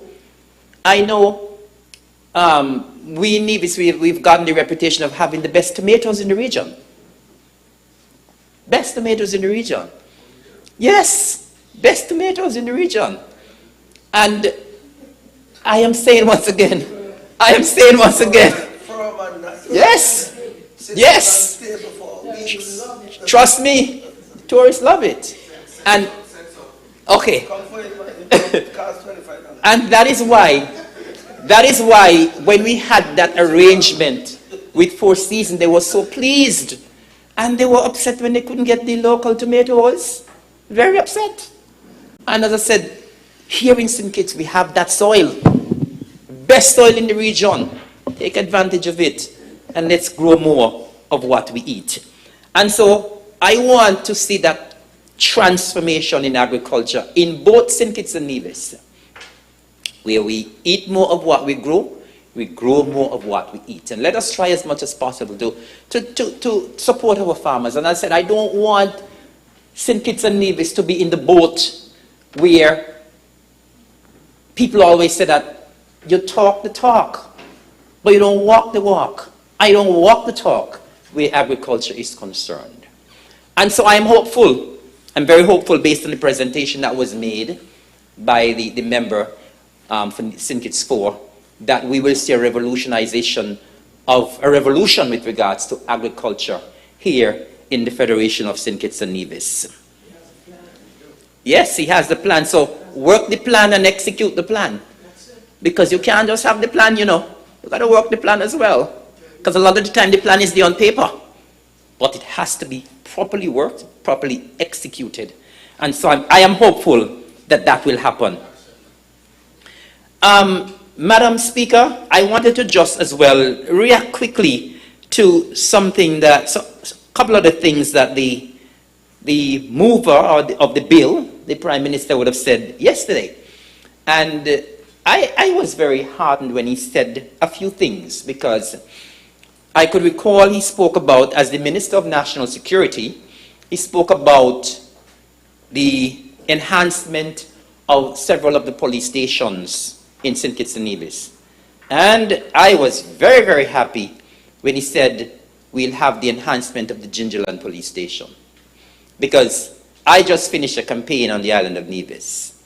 And in my campaign, I said that the Gingerland police station needs a facelift. And so, I'm hopeful that this budget, this allocation in this budget for the Gingerland police station to get a facelift. I've spoken to several of the police officers there, and they said, yes, we need to be more comfortable. We need to be more comfortable. And so, I am very hopeful that the monies would be allocated here for the Gingerland police station to get a facelift. That is in my constituency, and so the spark went off when the Prime Minister spoke specifically about the Gingerland police station, and so I want to thank him for that. The Prime Minister also spoke about tabling integrity in public life and freedom of information bill. Those would be welcome, and I want to say that we would have led the way in Nevis. Those bills would have been passed in the Nevis Island Assembly. And so we, on this side, will support those bills when they come to the House. I was also very pleased when the Prime Minister spoke about us working together as a federation. Because I think in the past, we have not done enough in terms of collaboration and partnership and working together. I was happy, and I wrote it down yesterday when he said it. He said we must work together. What people in St. Kitts enjoy the people of Gingerland must also enjoy. You know? And that is something that was very telling in the address from the Prime Minister. Because really and truly we are one federation, and it's about time we start acting like one federation. And I am heartened based on what I've seen so far in terms of the relationship between the federal government and the Nevis Island administration. I would want that to continue. We must have that spirit of cooperation, that spirit of dialogue, that spirit of conversation. And whatever happens in St. Kitts, we must all benefit in Nevis. And whatever happens in Nevis, we must also benefit in St. Kitts as well. We have seen that recently in the movie industry, that we would have started from the pandemic. And we are happy that movies are now being made not only in Nevis alone, but we would have had the initial conversation, but we are happy that MSR also came and made movies in St. Kitts as well. And those movies are now being shown all over the world. So we must be proud. And so whatever is there for us to benefit from, the people of St. Kitts must benefit, the people of Nevis must benefit. And that spirit of cooperation and unity must, absolutely must continue. Of course, we know that in the in the run-up to the August 5th federal elections, we would have campaigned, and the members for Nevis 9, 10, and 11, we would have campaigned vigorously on the issue of the fair share, and we will continue to make the case that Nevis is part of the Federation, and we deserve to get a fair treatment. As I said, I am very happy so far with the Prime Minister and with the administration. Actually, most of the persons in the government have ties on Nevis. And I know the Madam Senator, she absolutely loves Nevis. I believe she loves Nevis more than St. Kitts. I could look for that. Right. Right. And one of my good friend here, everybody has ties. Everybody has ties on the island of Nevis. And so we want to continue to work in that spirit of cooperation, that spirit of togetherness, that spirit of unity. And I can see, based on the budget, that that is what is coming. And we on the island of Nevis, we are delighted that that is coming. We, as I said, we are one federation. No more should we be fighting against each other, Madam Speaker. We must work together for the common good of all of us, all the citizens of St. Kitts and all the citizens of Nevis. And so I must, at this time, commend the mover of the bill and commend him for, I think, an excellent budget presentation. It is his first. And as I said, I particularly love the theme towards our transformation as a sustainable small island state. I'm fully confident that if we do what we say we will do in this budget address and moving forward based on all of the presentations that will come, that we are on our way to that transformation as a sustainable small island state. I want to wish this bill safe passage in this honorable House, and I hope that my suggestions, my recommendations would have been taken and taken in good faith, because I see a bright future ahead for the Federation of St. Kitts and Nevis.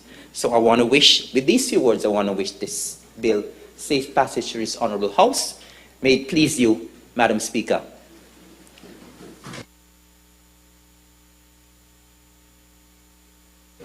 Thank you to the Honourable Member for Nevis 10. I recognize the Honourable Member for St. Christopher 2. Madam Speaker, I rise on this occasion to lend my voice, and with it, Madam Speaker, the support to the Appropriation 2023 bill tabled by the Honorable Prime Minister, Minister of Finance in this Honorable House, and of course to take the opportunity, Madam Speaker, to speak on what is contained in the estimates as it relates to the tourism industry. Now, permit me, Madam Speaker, to remind this Honorable House, and of course those persons under the sound of my voice, that the ministry is in fact called the Ministry of Tourism, International Transport, Civil Aviation, Maritime, and Labor and Employment.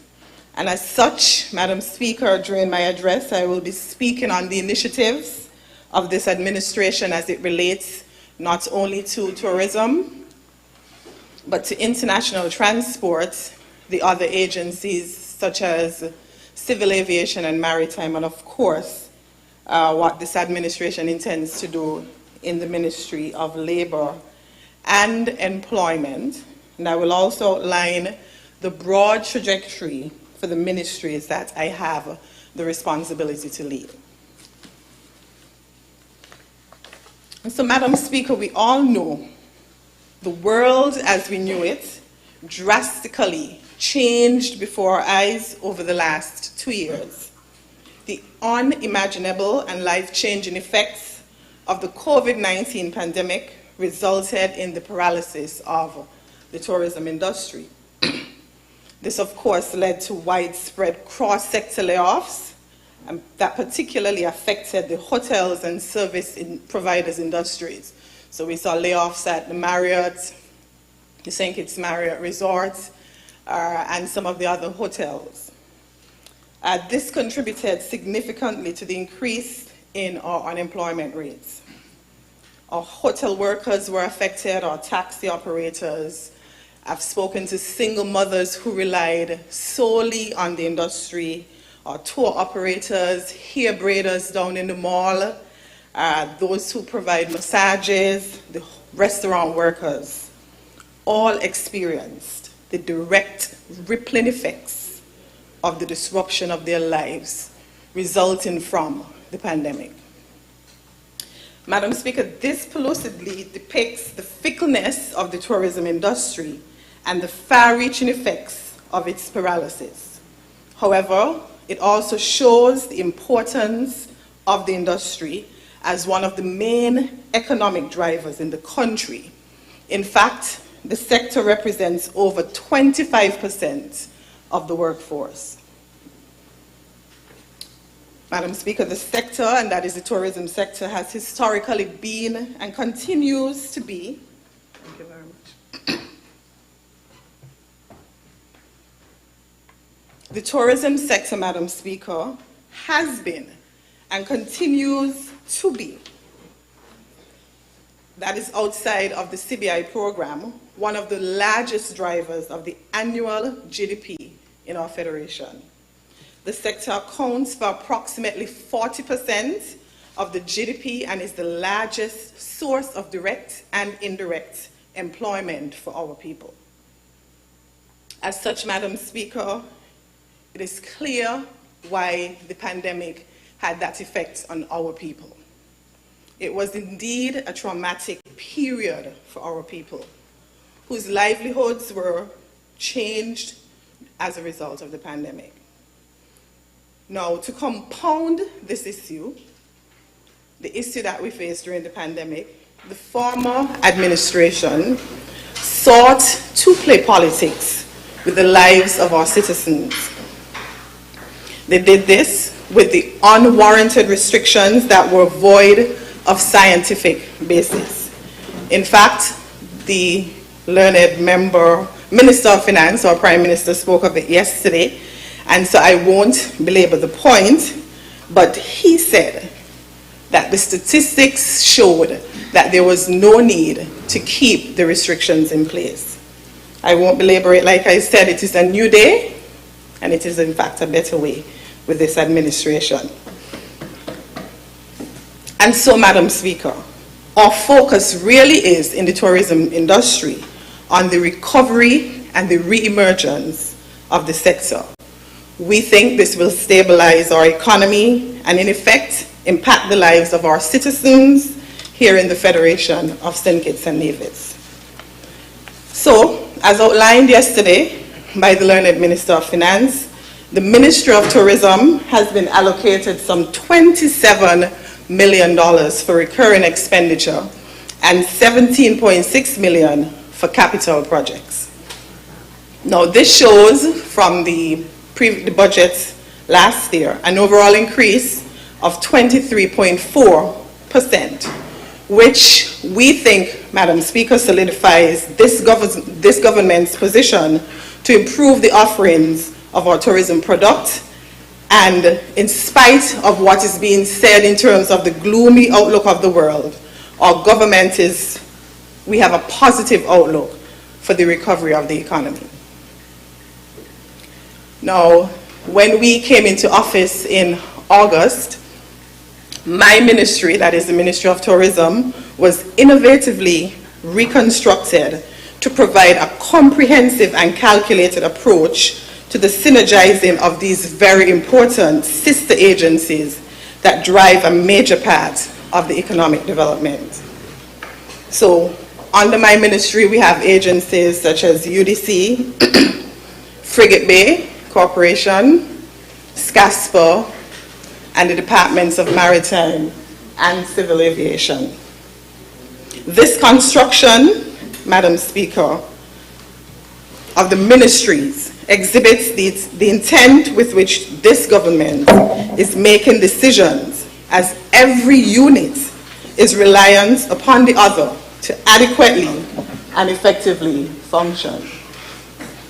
So, make no mistake, whilst the previous administration lacked the foresight and the thought to effectively construct their ministries, this government has been purposeful and visionary in the way it constructs these ministries to ensure there is valued output and to further maximize the use of resources.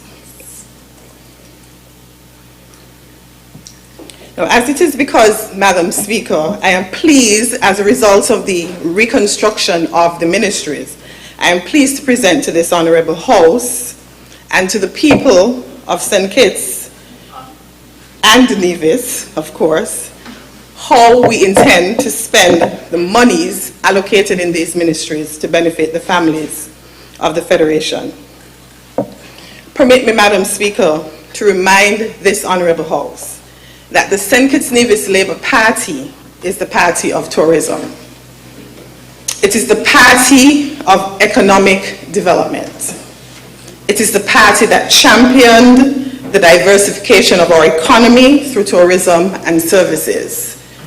Therefore, we are best suited at this time to thrust our country into recovery mode post-pandemic. I want to remind this Honorable House, I think it was in 2004 when we closed the sugar industry.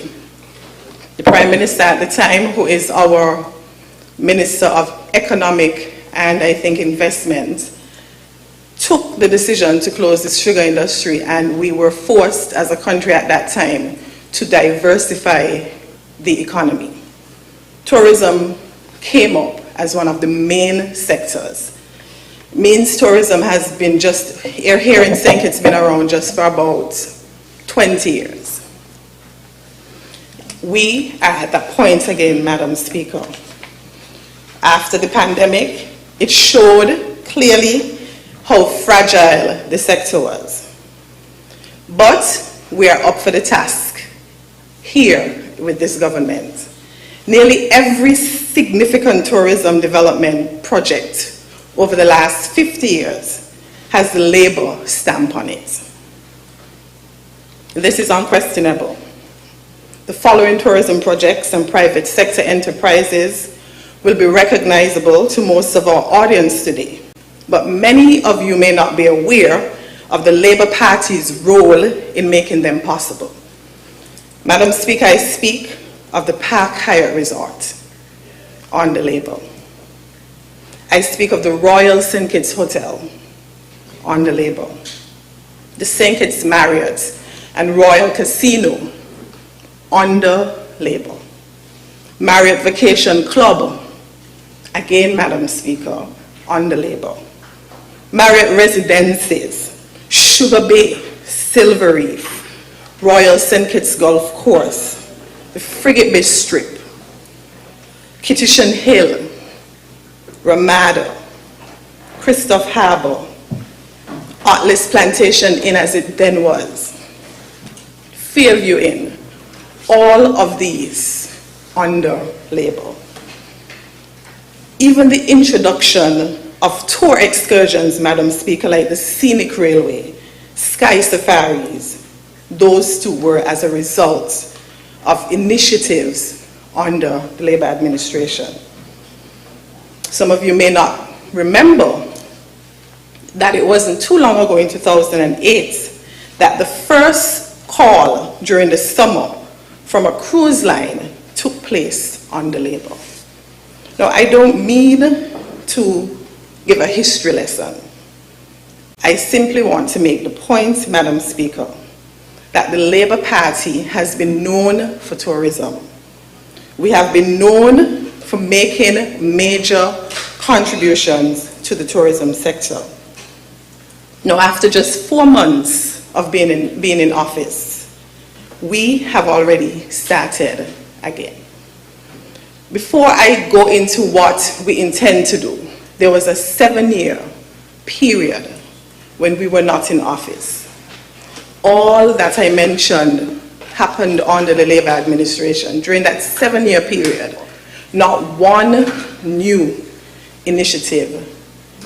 Not one new. All that I mentioned would have happened under a Labour-led administration. That is why I feel confident in saying, Madam Speaker, that Labour Party is the party for tourism. We are full speed ahead. We've just been in office for 4 months and we are at it again. Our government's tourism development strategy continues to be based on leveraging the genuine welcoming attitude of our people, the richness of our heritage, the uniqueness of our natural and historical assets in ways that excite potential visitors. This is in essence, Madam Speaker, what the member for number 9 spoke about. It is the essence of the new campaign launched by the ministry and the authority earlier, immediately after we came into office, 1st September thereabout, when we launched the Venture Deeper campaign. The primary target of our marketing efforts is for the more discerning visitor who is best suited to enjoy engaging with our people, engaging our culture, and even our environment. We are more interested in the ministry in increasing the value of the per capita spend of our visitors than in counting the number of arrivals. Because it is this government's intention, Madam Speaker, to ensure there is a trickle-down effect from our tourism efforts that benefits our citizens. We must again do all we can do to increase the attraction of high-spending visitors per capita, because as I said earlier, it is our intention to ensure that the money trickles down. So earlier this month, or during the season, I think we had 3 unscheduled calls, and I'll get to how this administration will help with the cruise tourism. But earlier this season, we had 3 unscheduled calls. And like I said, we want to make sure that we attract the visitor who is going to spend, high-spending visitors. Whilst we want to see the numbers, we also want to increase our spend per capita. And so the 3 calls I think we had were from 3 high-end, and they were unscheduled. We hosted additional unscheduled calls from 3 luxury vessels. The Star Pride, who brought 209 passengers, Evrima, who brought 293 passengers, and Star Pride, who brought 159 passengers. Madam Speaker, we, in terms of what our plans are, we do appreciate that there is an issue with airlift. We will have to, again, take a proactive approach to building and supporting international airlift infrastructure so that our visitors and nationals alike can move more easily between our source markets and our destinations. Now, I think it was the member from Nevis 9 who spoke this morning about tapping into the source markets, the untraditional source markets. I suspect from where we're located geographically, our biggest source market is the US. The Ministry of Tourism, along with the Tourism Authority, we see the need to tap into the untraditional source market. So I think the member from Nevis, number 9, spoke about visitors from the Middle East, visitors from Dubai. He mentioned we have a number of citizens there who have never ventured here. I was there with the Honorable Prime Minister, and we were amazed that a number of our citizens had not even visited here. We launched and we shared the Venture Deeper campaign with them, and they were intrigued. There was the interest definitely is there, and I think the ministry, that is a market that the ministry will tap into. In addition to that, we have started in tapping into the UK market.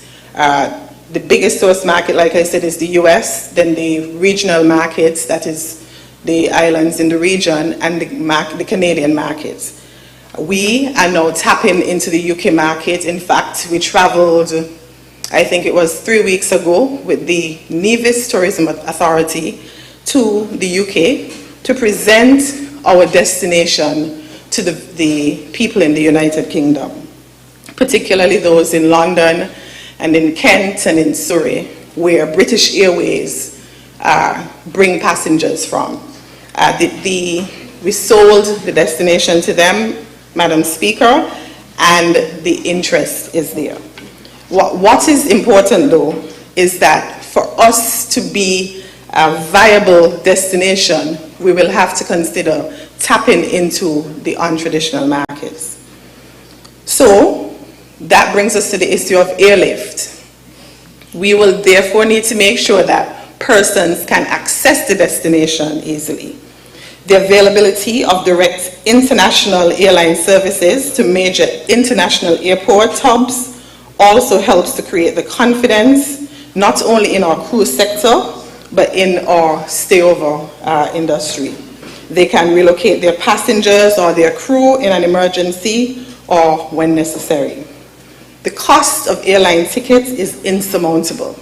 That has been the debate in social media for a while.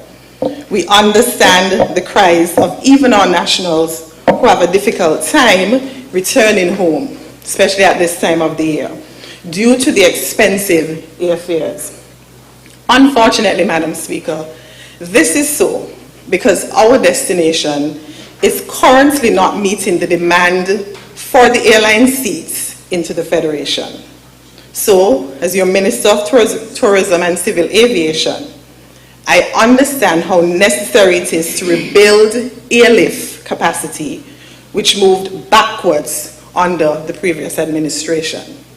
Today, I am happy to report that we have entered into several advanced discussions for additional airlift support into the Federation, which would realize routes from JetBlue and United Airlines commencing in the second quarter of 2023.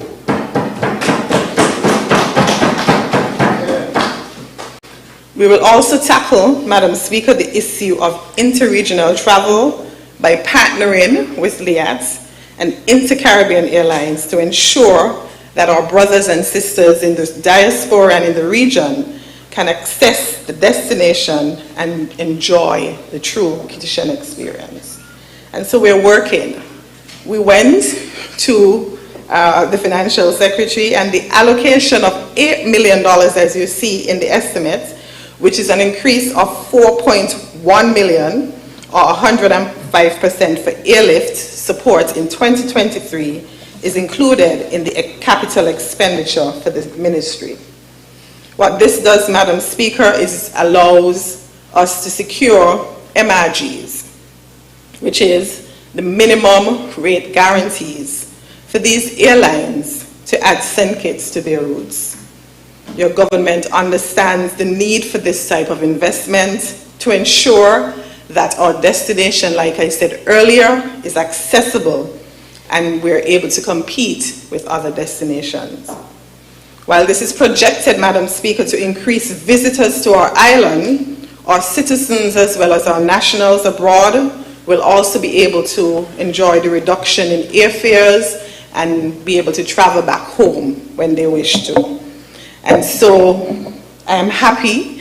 I mean, we had to fight hard, but I'm happy to report that we were able to secure these MRGs. Madam Speaker, permit me, however, to explain one of the main reasons why our destination became unpopular, not only among travelers, but the airlines. This downward slide in capacity was caused by the unscientific and overcautious requirements of the COVID-19 testing for all arriving passengers. So I'm sure you heard when the Honorable Minister of Finance spoke yesterday, said he had the scientific data which indicated that we could have opened our borders. We could have lifted the restrictions. We chose not to. And we chose not to for political reasons. There was one time, there was a pending election. And there's a thought that we were trying to keep people out. And so we kept the borders closed. We refused to lift the restrictions for people's personal agendas. That impacted the tourism sector. The sector, like I said earlier, that provides food on people's table. The sector that keeps the light on in people's house. A sector that pays the bills for a lot of single mothers and fathers. It is clear that the previous administration did not care. And so that resulted, as I said, in a downward sliding capacity, and persons began to choose other destinations. Now, in addition to that, and if I could find something, Madam Speaker, when we came into office, the first thing we did in the ministry was we embarked on an assessment of what was happening in the industry. Now, maybe persons think, maybe the minister is overdoing it, but permit me just to read something from the reports we got. And this is from cruise executives. The cruise line relationships at the senior industry and government levels certainly says the cruise line relationships at the senior industry and government levels, certainly with some of our largest customers, are not where it should be. Our senior industry executive recently reflected that although cruising is barely operating in syndicates, the relationships with the senior government suck. The feeling is that the former Prime Minister and the health officials, that is the COVID-19 task force, had no genuine interest in supporting the industry during its time of need. And more importantly, the industry felt snubbed and to some extent left out in the cold.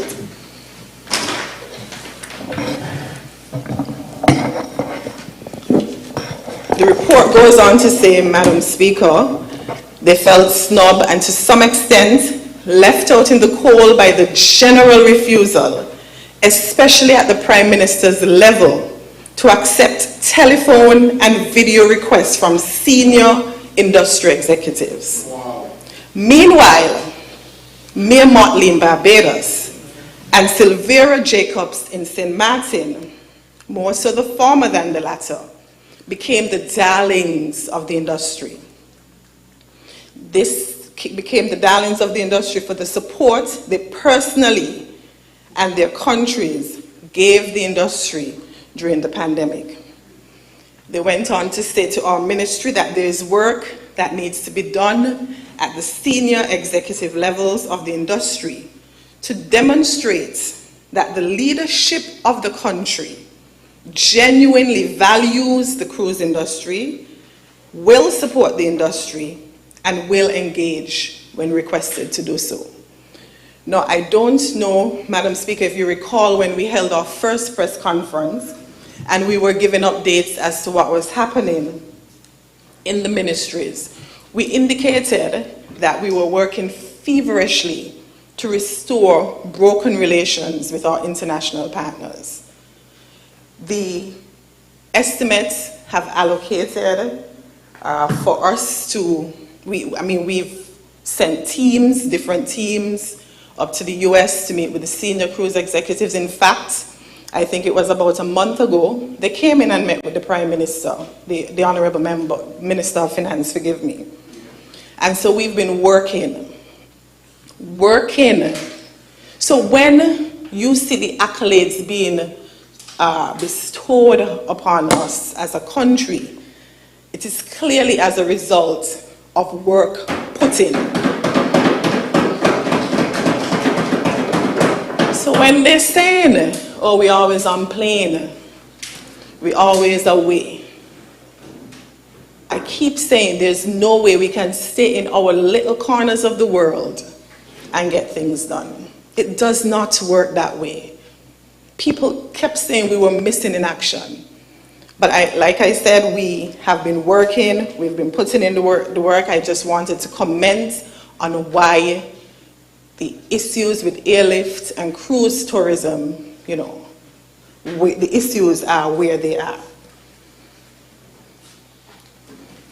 So as I said, holding to the protocol for longer than any of our competitors caused us a fall-off in demand for the destination. Now, a fall-off in demand for the destination would affect airlift. So, bad decisions affected the industry drastically. When we decide to say we're lifting the protocols, people are not going to wait to see they're going to book vacations elsewhere. When they're not sure as to what the protocols are, they're going to move on. And that is what was happening with our destination. Additionally, just how we treated people, as the report says, just how you treat people in time of need. And they have not gotten over it. At a recent conference, they said it publicly in Santo Domingo at the FCCA conference. As the young people said, they're still in their feelings. But we are working, Madam Speaker, on repair. And so there's a trickling effect. You treat people badly, people move on, it affects our people. People who rely on the industry for their bread and butter. Some people, that's all they do. And so, Madam Speaker, I'm just, reinforcing the point, as fickle as the industry is. The industry is still significantly important. Now, research indicates that a strong partnership between the destination marketing organization and key stakeholders, and before I go there, if you look at the estimates, you would see monies allocated in the budget for marketing, vigorous marketing of the destination. And this is so because we are guided by the research. The research shows that a strong partnership between the destination marketing organization and key stakeholders is the key driver of a destination's marketing success. To that end, Madam Speaker, the government, through the Ministry of Finance, is focusing on providing a more professional platform from which our hotels, our restaurants, and various tourism-related businesses can launch their individual marketing and promotional efforts. It is our intention to recreate greater levels of collaboration and partnership between our tourism authority, which is the marketing arm in tourism, and the private sector.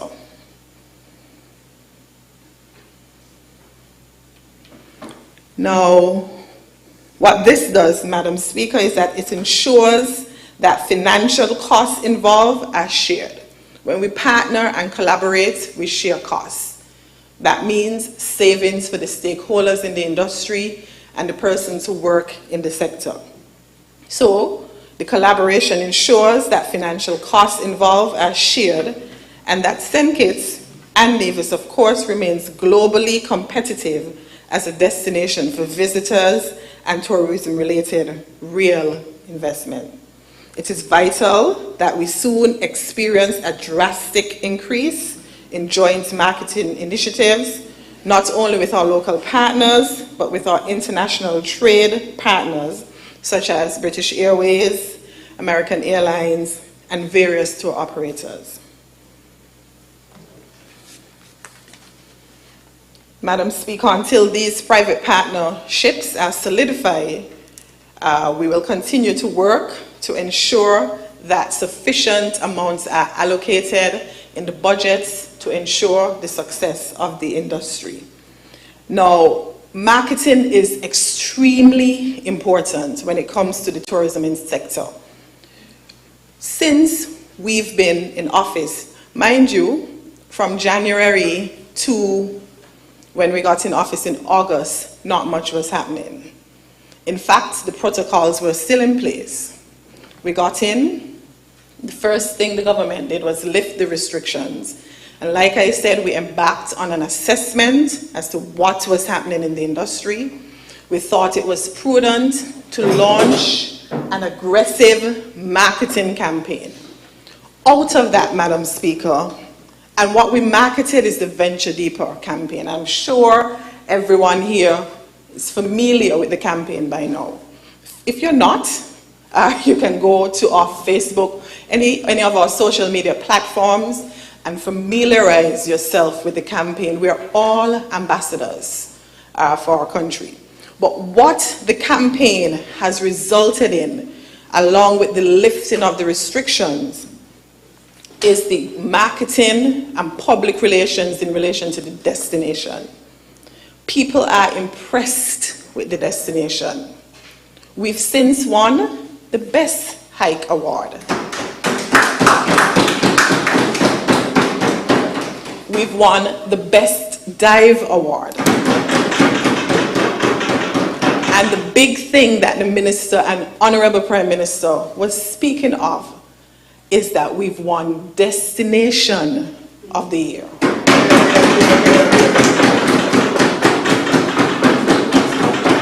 What that shows, Madam Speaker, is that, and that cannot be attributable to anything done during the first part of the year. Nothing was happening.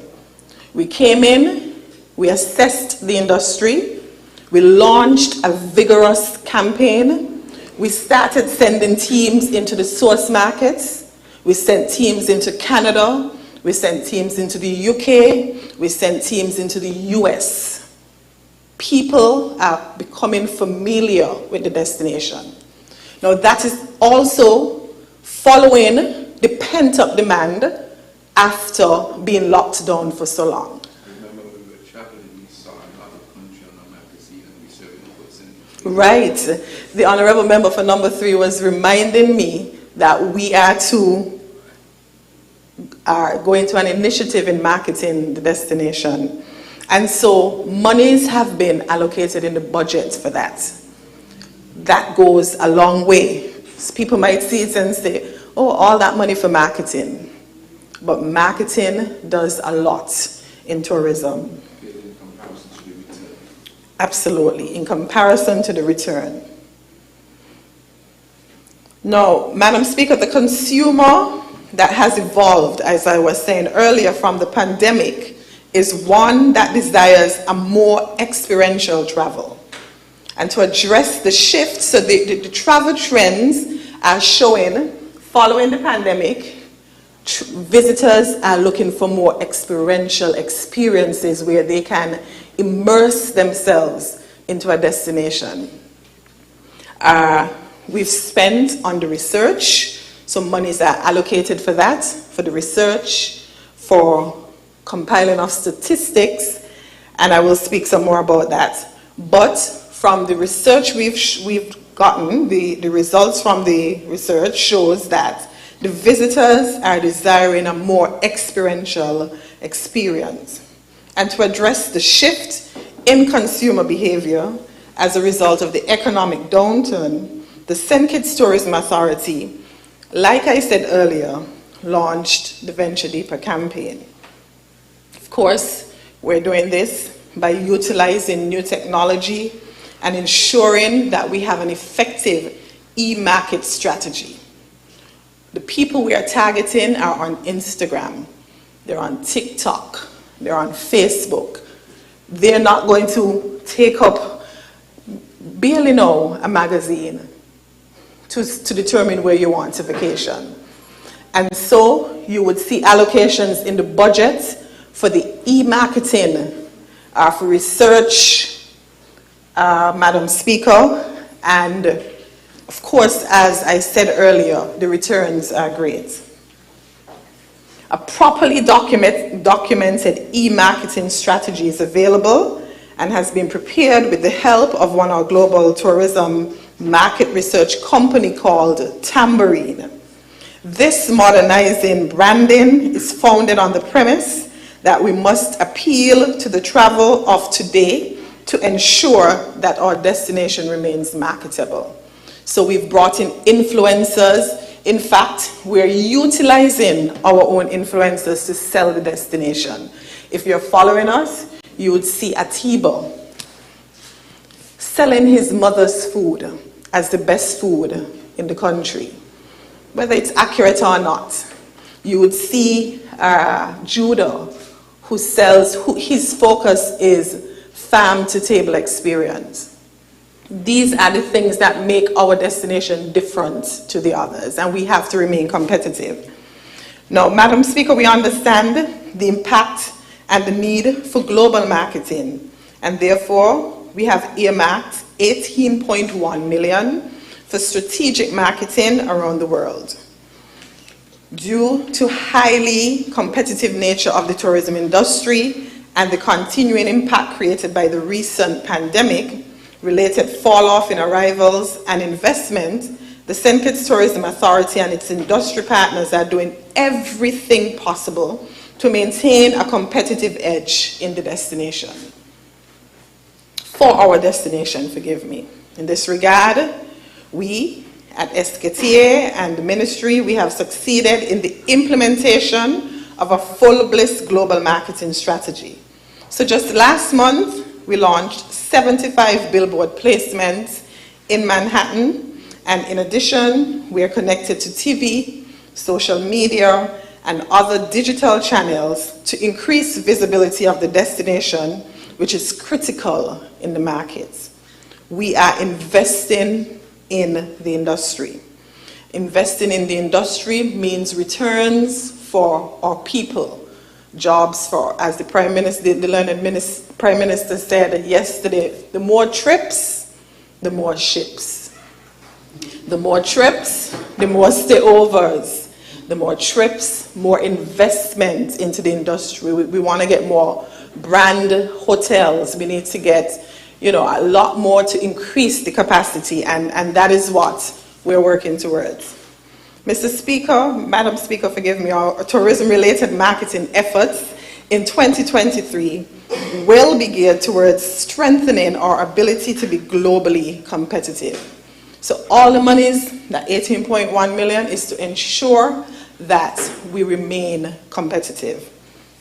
To be successful, our small but proud nation must continue to join hands internally with our international partners to achieve more with less.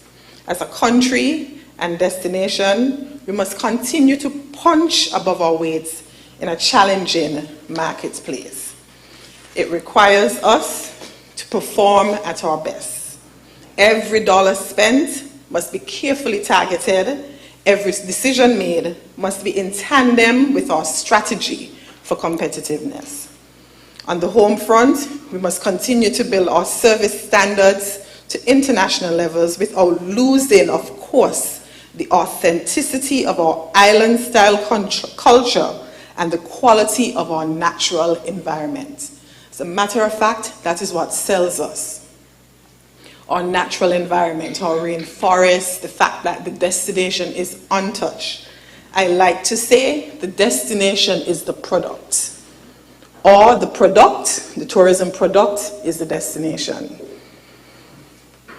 So we've focused a lot on sustainable tourism and sustainable practices.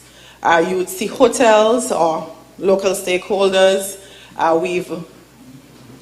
Our government, of course, has made available concessions that are consistent with our sustainable objectives. So Sunset Reef, Belmont Farm, where you can actually get the farm-to-table experience, the ocean-to-table experience. Even with Judah, I think his restaurant is on the bypass. He's also one of our stakeholders in the industry. And we continue as a ministry to invest in them. Now, we often hear the term heads in beds. And that is exactly what we will do with the $18 million allocated to us when we improve the issues with airlift. The objective is to get more heads in the beds at the hotels. The spin-off from this investment will bolster our hotel industry that has been functioning under capacity for quite some time. You see, Madam Speaker, with increased capacity in the hotels, it means increased employment for our citizens. Tourism is very vital to our economic sustenance and must be led by a serious administration who understands the benefits to the people. And I outlined earlier all the initiatives, major projects in tourism led under the Labour-led administration. And we are here again to make things happen. I will continue to work. I will continue to ensure that we invest, because the more visitors we have is the more work for the taxi operators, the more work for hair braiders, more work for beach vendors, more work for excursion and tour operators. I'm happy to report that since we've been in office, stay-over arrivals are steadily rebounding. For the winter season, all legacy carriers, and when I say winter season, I mean December into the winter season, we will have all our legacy carriers returning. That is American Airlines, Delta, British Airways, Air Canada, United, and they will be functioning on normal schedules. These include weekly flights from, like I said, Air Canada, American Airlines out of Charlotte, JFK, Delta and Atlanta, Delta from Atlanta, United from Newark on Saturdays, American Airlines, of course, from Miami, and even the New York flight. What does this mean, Madam Speaker? It means more visitors into the destination. It means more money for our people. So, Madam Speaker, we are spending the money allocated to us to ensure that our citizens can make a living. It is that simple. Permit me to speak a little on cruise tourism. While airlift is crucial, and having outlined some of our plans for this budget cycle for its continued improvement, the rebound of the cruise industry is also critically important. Despite the notable challenges over the years, St. Kitts' recovery today in tourism industry is steadily gaining momentum. If you're paying attention, you'd see sometimes in one day there are 4 ships in port. think at one point in time we had 5. 2 at Pier 1, 2 at Pier 2, and 1 at Carambola. No. I am amazed at our ability to have 4 ships berthed at our ports. And of course, that is as a result of the visionary leadership of the Labour administration. Now, like I said, tourism industry is steadily regaining momentum, and I forgot to mention that the Caribbean Journal has called us the buzziest destination.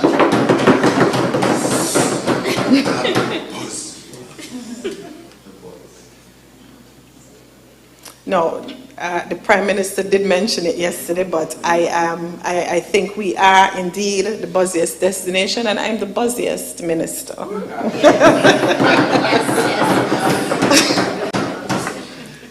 In addition, Madam Speaker, the revamping of the industry under this new leadership has realized other recent accolades, like I mentioned earlier, the Caribbean leading dive destination, Portholes Magazine's Cruise Port of the Year, that's another accolade, the Caribbean's hiking destination, the Silver Magellan Award winner, that is our destination for the Caribbean's overall adventure destination, has made the top 10 Reader's Choice list for the Condé Nast Affair and Travel Courier. All of this as a result of aggressive marketing, whether it's on social media or sending our teams out into the source markets. We're being recognized, and that can only result in increased capacity, and that too results in increased benefits for our people. It is evident, Madam Speaker, that our recent efforts of recovery and re-emergence through our recently launched brand campaign and our destination identity has unveiled indicators which suggest that St. Kitts is a destination of intrigue to travelers, and therefore the Ministry is prepared to engage all stakeholders on every front and utilize necessary resources as we strengthen our presence globally and regionally.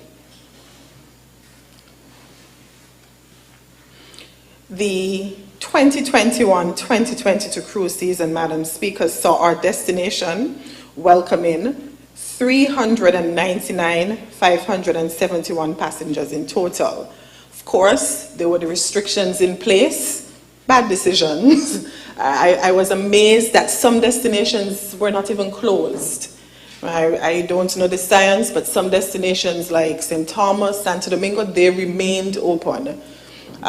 If we were guided by the science and we remained closed, the reality is we stayed closed longer than we needed to. And this resulted in welcoming only 399,571 passengers in total. Vast understatement to the previous years and the projections for that year. Now, prior to that, we were seeing 1 million passengers. Compare that to 399 and the effect it would have on our people. People lost their buses. Some people couldn't pay for their homes. Some people couldn't feed their children. Some people couldn't keep the lights on. Our people suffered. It was a traumatic period for our people. Lack, and for me it boils right down to lack of proper leadership. To date, we have welcomed this season so far 131,126, which is a significant improvement when compared to 2021-2022, when at this time we would have welcomed only 60,000, and almost 120% increase this time. Now, if you've looked at our itinerary that is published, you would see that for this season we if we have the calls as scheduled, we're close again to the 1 million mark. So based on the number of calls for the season, the figure I gave you, that I just mentioned, is just from remember the season just started. So for the entire season, it is anticipated, based on the number of calls that we're getting, we would reach almost the 1 million mark. And remember I said earlier, we're having unscheduled calls. We've had so far 3 unscheduled calls, and I'm hopeful that with the work being put in, the aggressive marketing campaign, that we will get additional calls that would allow us to surpass the 1 million passenger mark.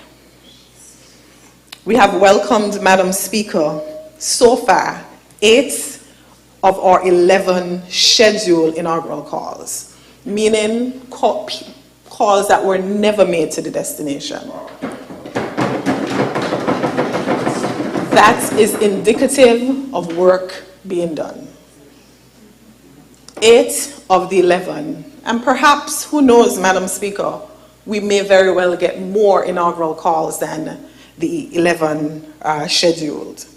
A very proud moment for us as a destination was the welcoming of the current largest cruise vessel in November, 24, the Wonder of the Seas. Unfortunately, I wasn't here, but that is as a result of hard work as well.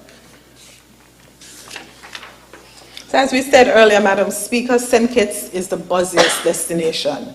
And that is because we are, and the word has gotten around, that we are now open for business. So Madam Speaker, it's no surprise that we have recently hosted several, like I said, unscheduled calls, not from regular ships, but luxury vessels, which means more spending, passengers who spend more. Our strategy moving forward is to build on the current momentum by increasing destination awareness, building on our human capacity, and diversifying our product and service offerings. So this $26 million I think we have allocated, that little bit of money is going to do all of this. So there's been much talk about, and I'll just leave that in terms of travel and how it's impacting the increase in visitors to the destination.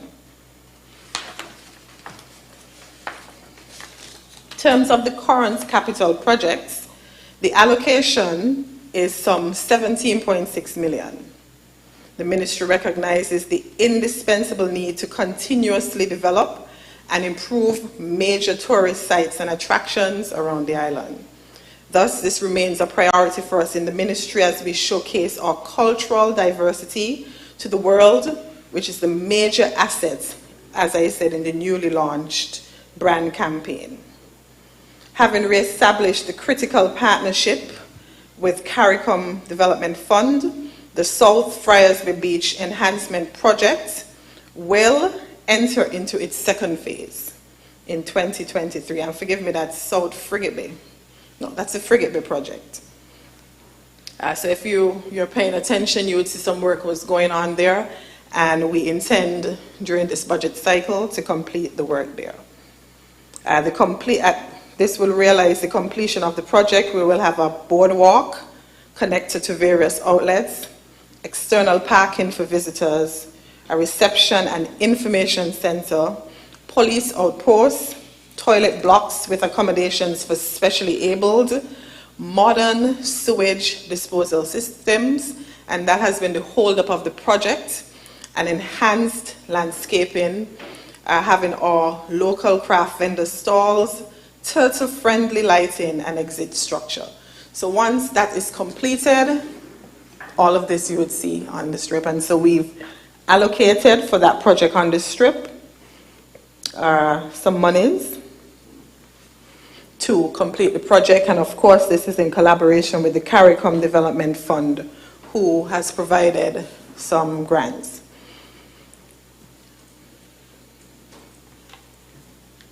Now, over the past years, we have experienced severe erosion to the Frigate Bay and South Friars Beach beaches, resulting in a large portion of the beach now being fully submerged under the water. So if you've been to Friars Bay where there was shipwreck and there was some sand between the bar and just before you enter the ocean, if you go there now, you would see that no longer applies. In fact, the water comes right up. There is no sand. The water comes right up to the shipwreck bar. This is a major threat to the successful operation of the many beach bars and restaurants in the area. So, phase 2 of the project will employ preservation and restoration measures to our beaches to protect the interests of the businesses and those employed. The ministry remains focused as well on black rocks, which is one of the prescribed areas in the Act, which is a staple in our unique tourist offerings, and its preservation and upgrade is priority for us. Through successful collaboration with the Whitegate Development Corporation, the Black Rocks Enhancement Project saw the commissioning of the iconic viewing platform and the addition of restrooms, fully fenced grounds, and the repainting of quaint chatter-style vendor booths. This cycle, we intend to maintain and improve the grounds and the environs, as it is not only serviced by our visitors, but it also attracts a large number of citizens to its wholesome and family nature. So some of the monies allocated would be to keep Black Rocks as well. Madam Speaker, the mentioned capital projects will not only improve the tourism product offerings, but also provides a significant increase in job opportunities and creation for our citizens, many of whom remained unemployed during the pandemic. This will bring forth much needed relief in the employment sector. In addition to this, I am sure, Madam Speaker, all of us following are now familiar with the initiatives of the government as it relates to the sector and COVID relief. I think it was about 2 weeks ago, we launched the COVID relief, what is it called, Mr. Prime Minister? The COVID Relief Fund? Yes. Which is a low interest rate loan out of the development bank, which would benefit our small to medium-sized business owners, including our taxi operators, our tour operators, who will benefit from that. We also paid an honorarium to the frontline workers in the industry, those at SCASPA, those at UDC, those at the airport, along with the other persons who would have benefited. The persons in this industry would have benefited as well from the honorarium paid. The ministry has also contemplated, Madam Speaker, the provision of some social, some maybe psychological programs. We find that a number of our stakeholders continue to be laboring under the effects of the pandemic. They're depressed. We don't know how long we're going to be in this state for. And so we have allocated some monies to provide for some support for our stakeholders in that regard.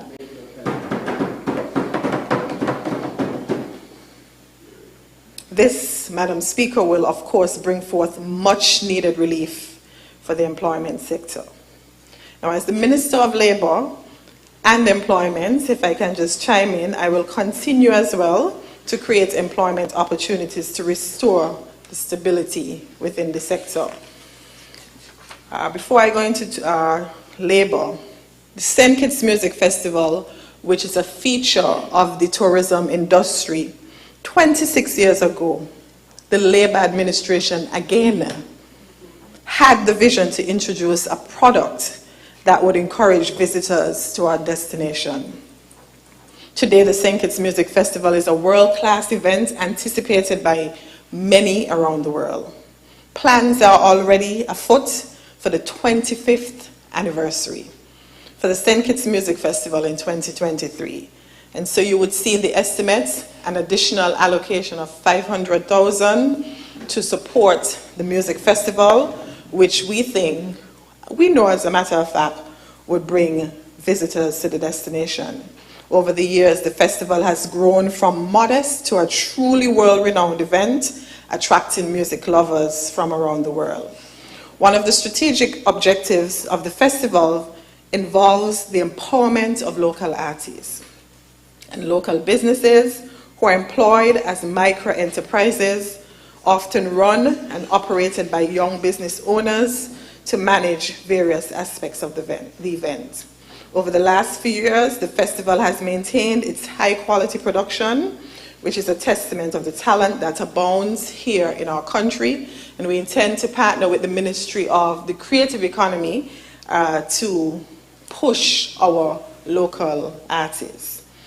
Allow me, Madam Speaker, to also mention one of the initiatives that the ministry is undertaking is the 40th anniversary of our independence as a marketing initiative to get our people and, of course, other visitors to return. Of course, this would be done in collaboration with the Prime Minister's ministry, but we have already started because in travel, people don't wait until the week to decide that they're going to travel. People plan 6 months in advance, and so we've already started. In fact, when we were in the UK, the question came from one of the persons in the press, what is St. Kitts doing to get visitors to return for the 40th anniversary of our independence? And so, over the last few years, we've, like I said, continued to focus on the festival as an events-based. For regional travel, it's more events-based. And so most of the people who come for the festival are usually from the region and our returning visitors. We are therefore satisfied as a ministry to provide opportunities, like I said, for this caliber of people and our citizens, and to pledge our continued support in that aspect. We anticipate one of the largest visitor influx for the 25th celebration of the festival, with the on-stream of additional airlift from key feeder areas such as New York and Fort Lauderdale. Increased airlift generates massive economic benefits to our local hotels and our local businesses and industries, and will continue to drive the overall recovery in the tourism industry. Permit me, Madam Speaker, just to speak a little on the cross-ministerial collaboration. I know the Honourable Member from number 4 would have spoken about agriculture and medical, and the mover of the bill yesterday mentioned medical agrotourism, and I think it's medicinal cannabis. I see you looking at the clock, Madam Speaker. Okay. I'm wrapping up, so if I could crave your... If I could crave your indulgence for a few more minutes, just to outline, grateful, just to outline the initiatives and how we intend to spend the people's money allocated to our ministry. So we intend to collaborate with the Ministry of Agriculture, but particularly, and this is particularly at the Eco Park. Now, if you look at the estimates, you would see an increase in the figure for salaries. We are proud to report that the monies are allocated to, I think, convert those workers at the Eco Park from the STEP program to, is it auxiliary workers? So they're going to be made, I think it's permanent. And so that is, I think, is about 700 and something thousand that's allocated for the increase in salaries. And the Ministry of Agriculture is going to collaborate with us to build back the Eco Park, possibly with the introduction of cannabis, growing it there, and selling it as a product and niche market to our visitors on the scenic railway stop.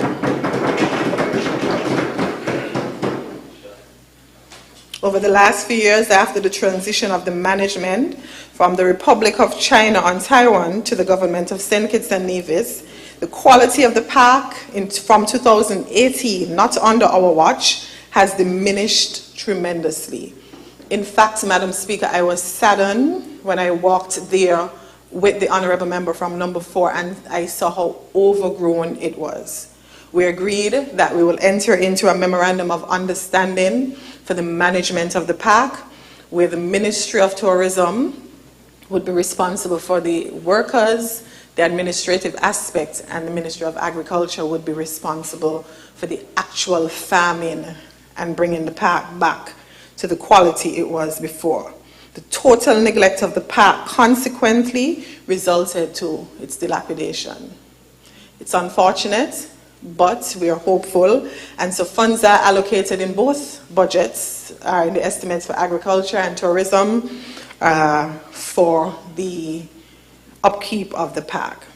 It is therefore a commitment to provide restoration work that would revive the life of the Eco Park through partnership with the Ministry of Agriculture. We will strengthen this partnership to maximize resources while providing the expertise required to improve the state of the Eco Park. Now, CBI, in terms of cross-ministerial collaboration, we are hoping, we don't have any monies allocated, so I'm hoping somebody else has it in their estimates that would allow us to collaborate. But we see the opportunity to, as the Honourable Member from number 9 said this morning, to tap into the untraditional source markets. And there definitely was the interest in the Middle East. There's the interest in the African market. Outside of the interest in tourism, there can be the collaboration for partnership in investment. And so we can see more 5-star hotels coming here from our collaboration with the ministries. We can see I'm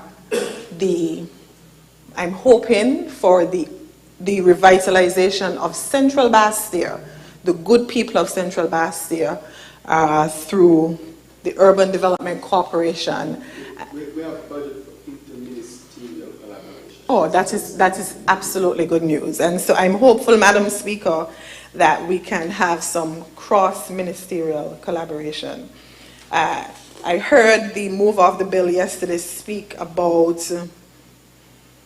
improvements to the health sector, and whilst that is not related to the ministry, it concerns the good people of Central Bastia.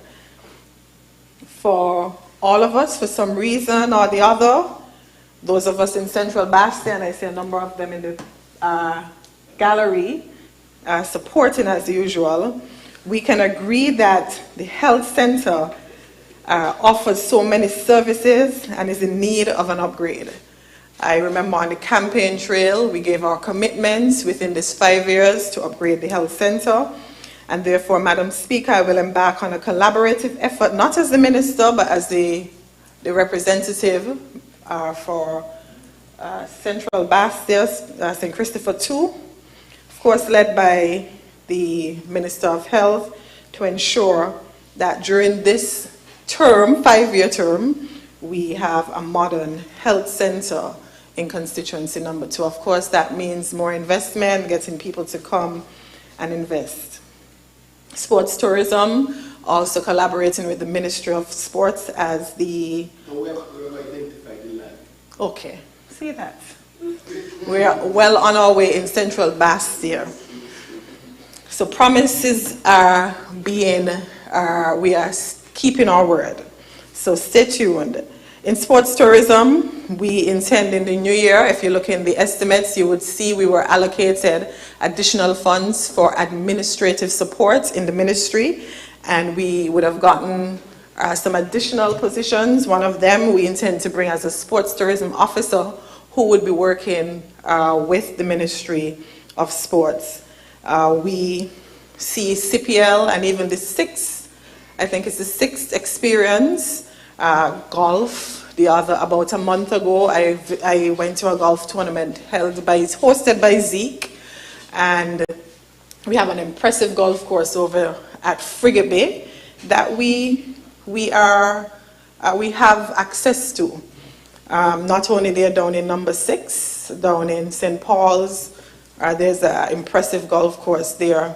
And so we hope to expand our sports tourism agenda, which would result in people coming into the destination. In fact, I met with a cricket group who is bringing here in March of next year over 150 persons, cricketers, of course, that would result in expenditure. They're spending money and our people benefiting. I'm wrapping up.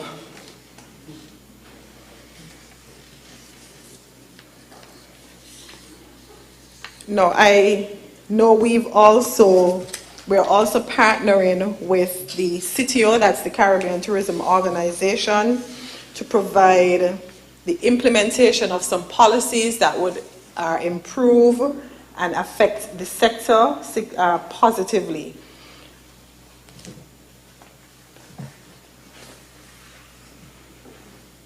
We have allocated monies to remain a member of the organization, where we will benefit from policies in risk management, sustainable tourism, community tourism, and more importantly for us, one of the main focal areas is the customer visitor experience training. For us, we think we need to expose our people to more the experience training that would result in good experiences for our visitors to the destination. Another area that we've allocated funding for is the statistics reporting. We find that we don't report properly. This, of course, affects capacity building. And if we, I think we can as well collaborate with the Ministry of Statistics. Is that, I'm not sure if that is what it's called, but the Department of Statistics. And this, of course, will help, Madam Speaker, with capacity building. We will be in a better position, of course, to know where persons are who are interested in the destination, the experiences persons will have when we do our exit surveys. We will know how to plan going forward. And so the monies allocated will be well spent. It will be for the benefit of our people. It will be for the benefit of the stakeholders in the industry. It will be for the benefit of the children in our federation. And so I conclude this evening. Permit me just to mention, Madam Speaker, the Labour Department.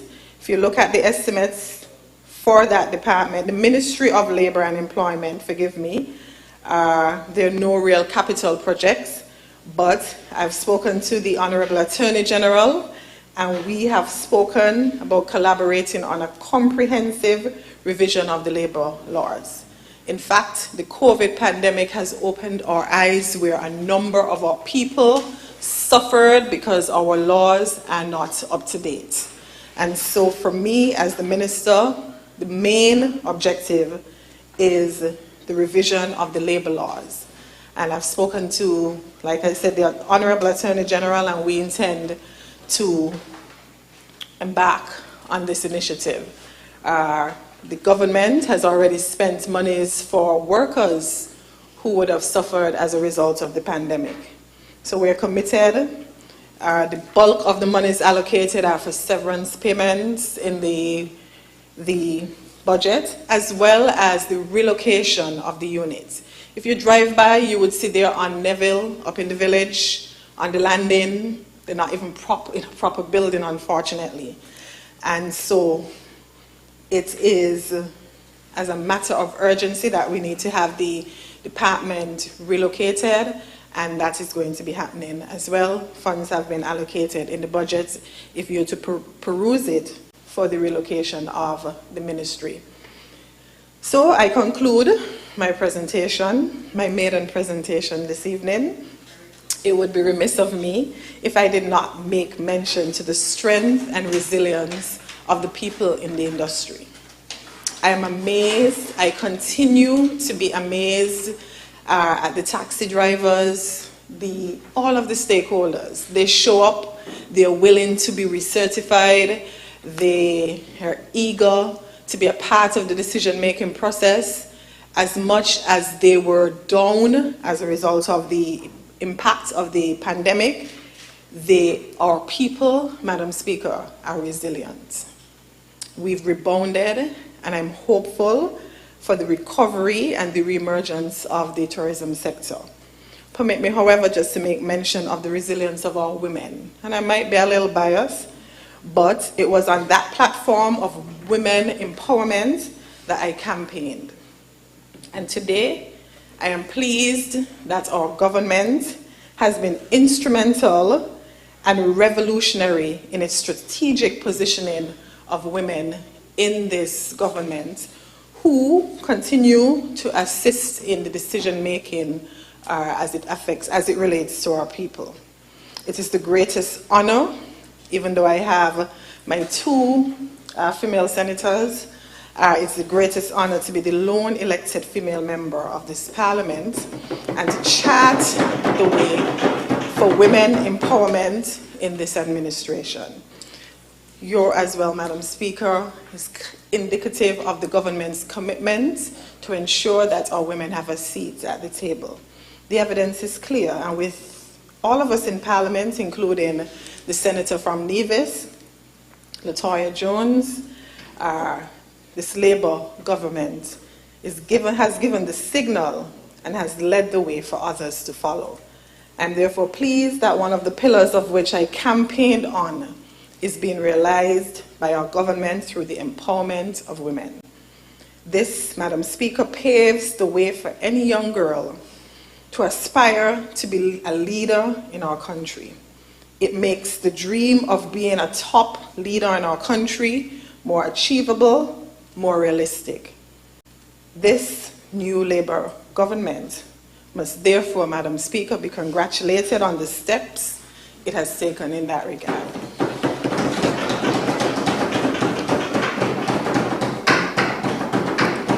And so with that, Madam Speaker, I would wish safe passage of this bill through the Honourable House.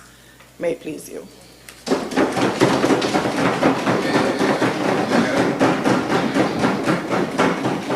Thank you to the Honourable Member for St. Christopher too.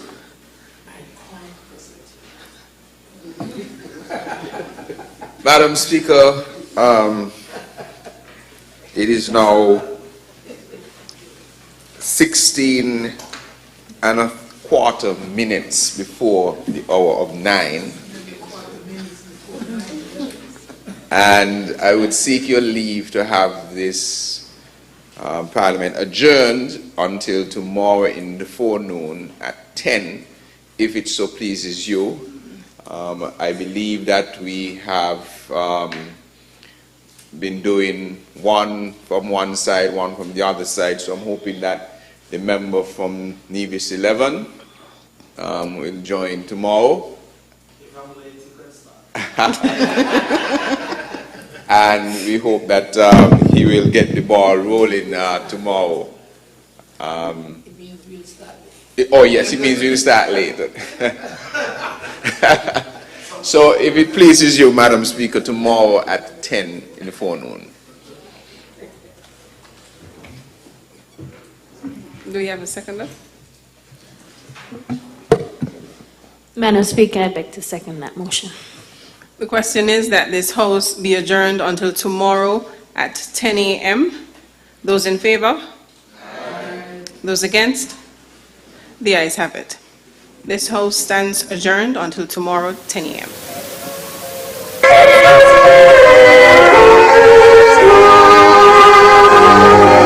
The sound of children singing,